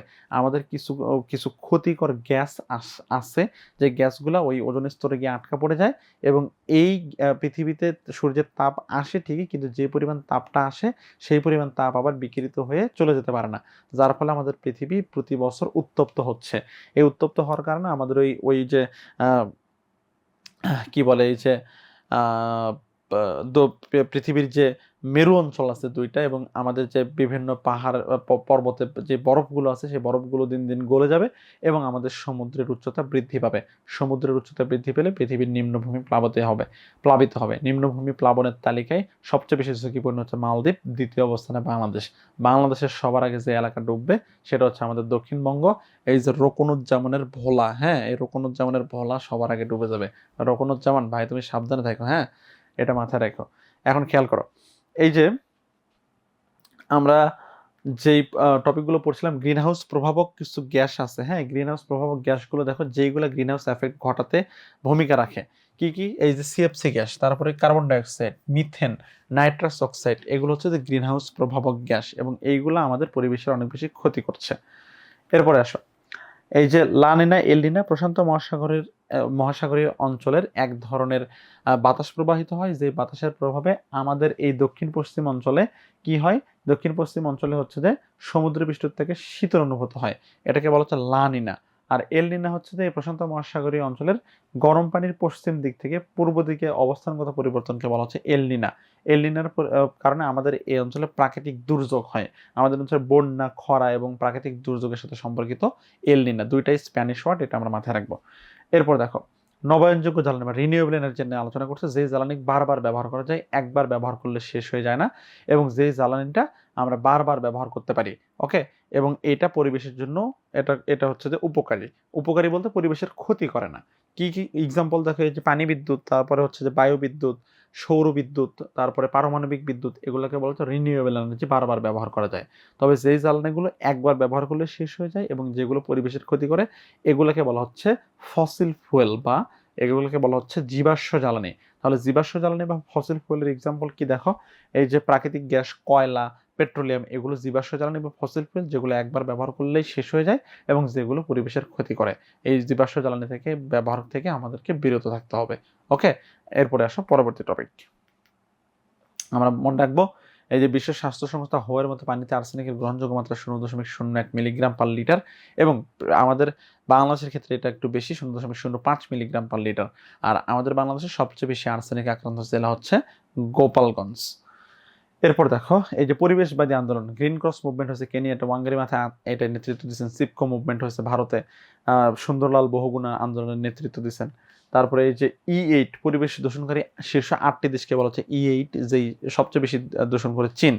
30 ওয়ার্ল্ড, যেটা প্রবক্তা হচ্ছে ডক্টর মোহাম্মদ ইউনূস। ডক্টর মোহাম্মদ ইউনূসের 30 ওয়ার্ল্ড এই ধারণাটা তিনি নিয়ে আসলেন, এবং 30 বলতে বোঝে শূন্য দারিদ্র্য, শূন্য বেকারত্ব এবং শূন্য নেট কার্বন নিঃসরণ। এই 30 এটা হচ্ছে ডক্টর মোহাম্মদ ইউনূসের খুবই জনপ্রিয় একটা থিওরি।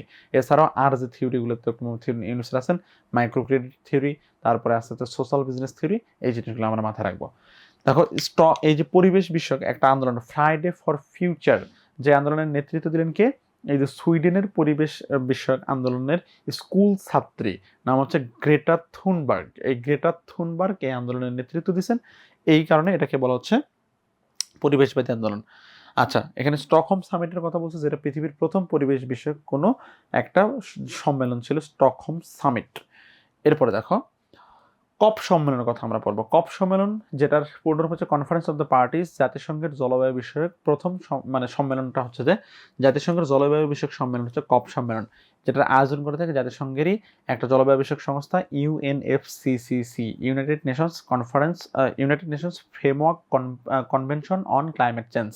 এবং এই কপ সম্মেলন, এটা সিদ্ধান্ত নেওয়া হয়েছিল 1992 সালে, যখন হচ্ছে ধরিত্রী সম্মেলন হয় ব্রাজিলের রিও ডি জেনেরিও শহরে। তখন সিদ্ধান্ত নেওয়া হয় যে প্রতি বছর জাতিসংঘের মেম্বার কান্ট্রিগুলা একটা জলবায়ু বিষয়ক একটা সম্মেলনের আয়োজন করবে, এবং এটা শুরু হয় 1995 সালে।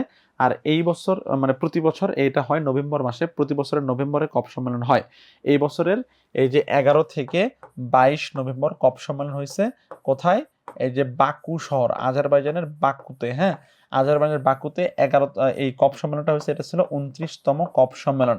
পরবর্তী কপ সম্মেলন হবে 30তম, যেটা সেটা হবে ব্রাজিলের বেলাম ডি লোপা শহরে।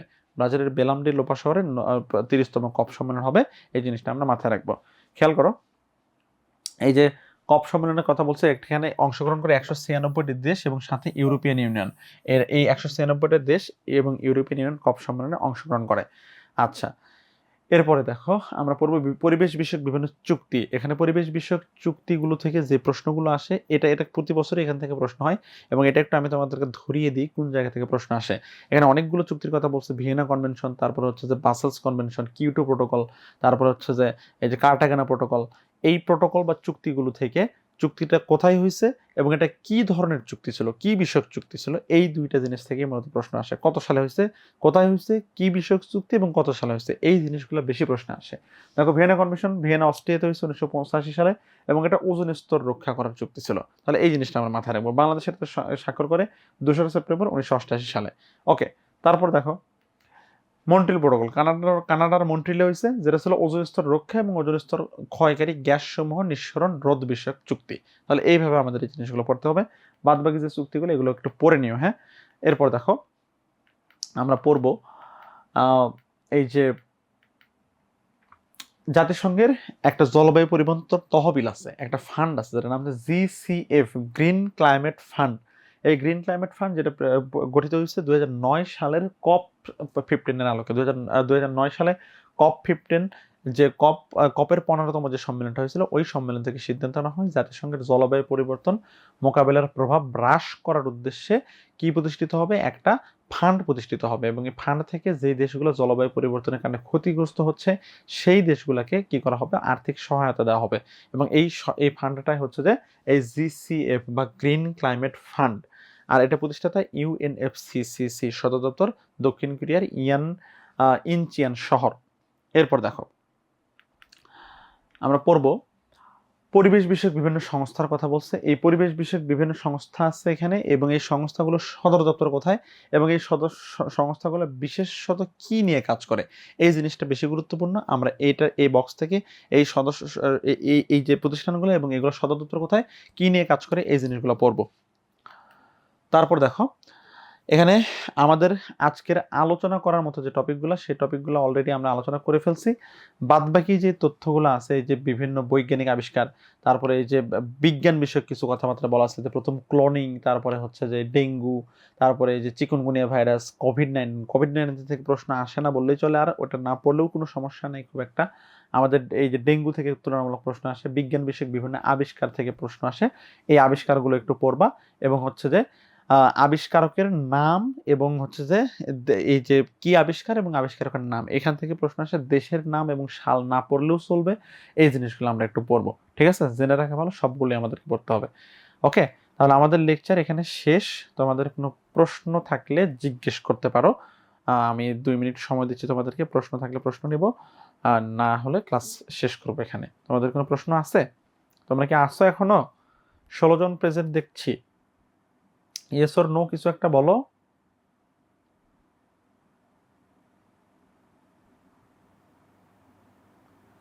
ওকে, সাদিয়া বলছে প্রশ্ন নেই। আচ্ছা, আবুল লাহের প্রশ্ন নেই, নো কোশ্চেন। ওকে ওকে ভাইয়া, তো ঠিক আছে, তাহলে যদি প্রশ্ন একান্ত না থাকে আমি শেষ করছি। তোমাদের জন্য অনেক অনেক শুভকামনা। আশা করি ভালো করে পড়াশোনা করছো। ইনশাল্লাহ আমরা যে লক্ষ্য নিয়ে আগাচ্ছি, আল্লাহ আমাদের সহায় হবেন, আমরা সেটাতে সফল হব। ঠিক আছে, তোমাদের জন্য অনেক অনেক দোয়া, আমার জন্য দোয়া রাখো। আসসালামু আলাইকুম।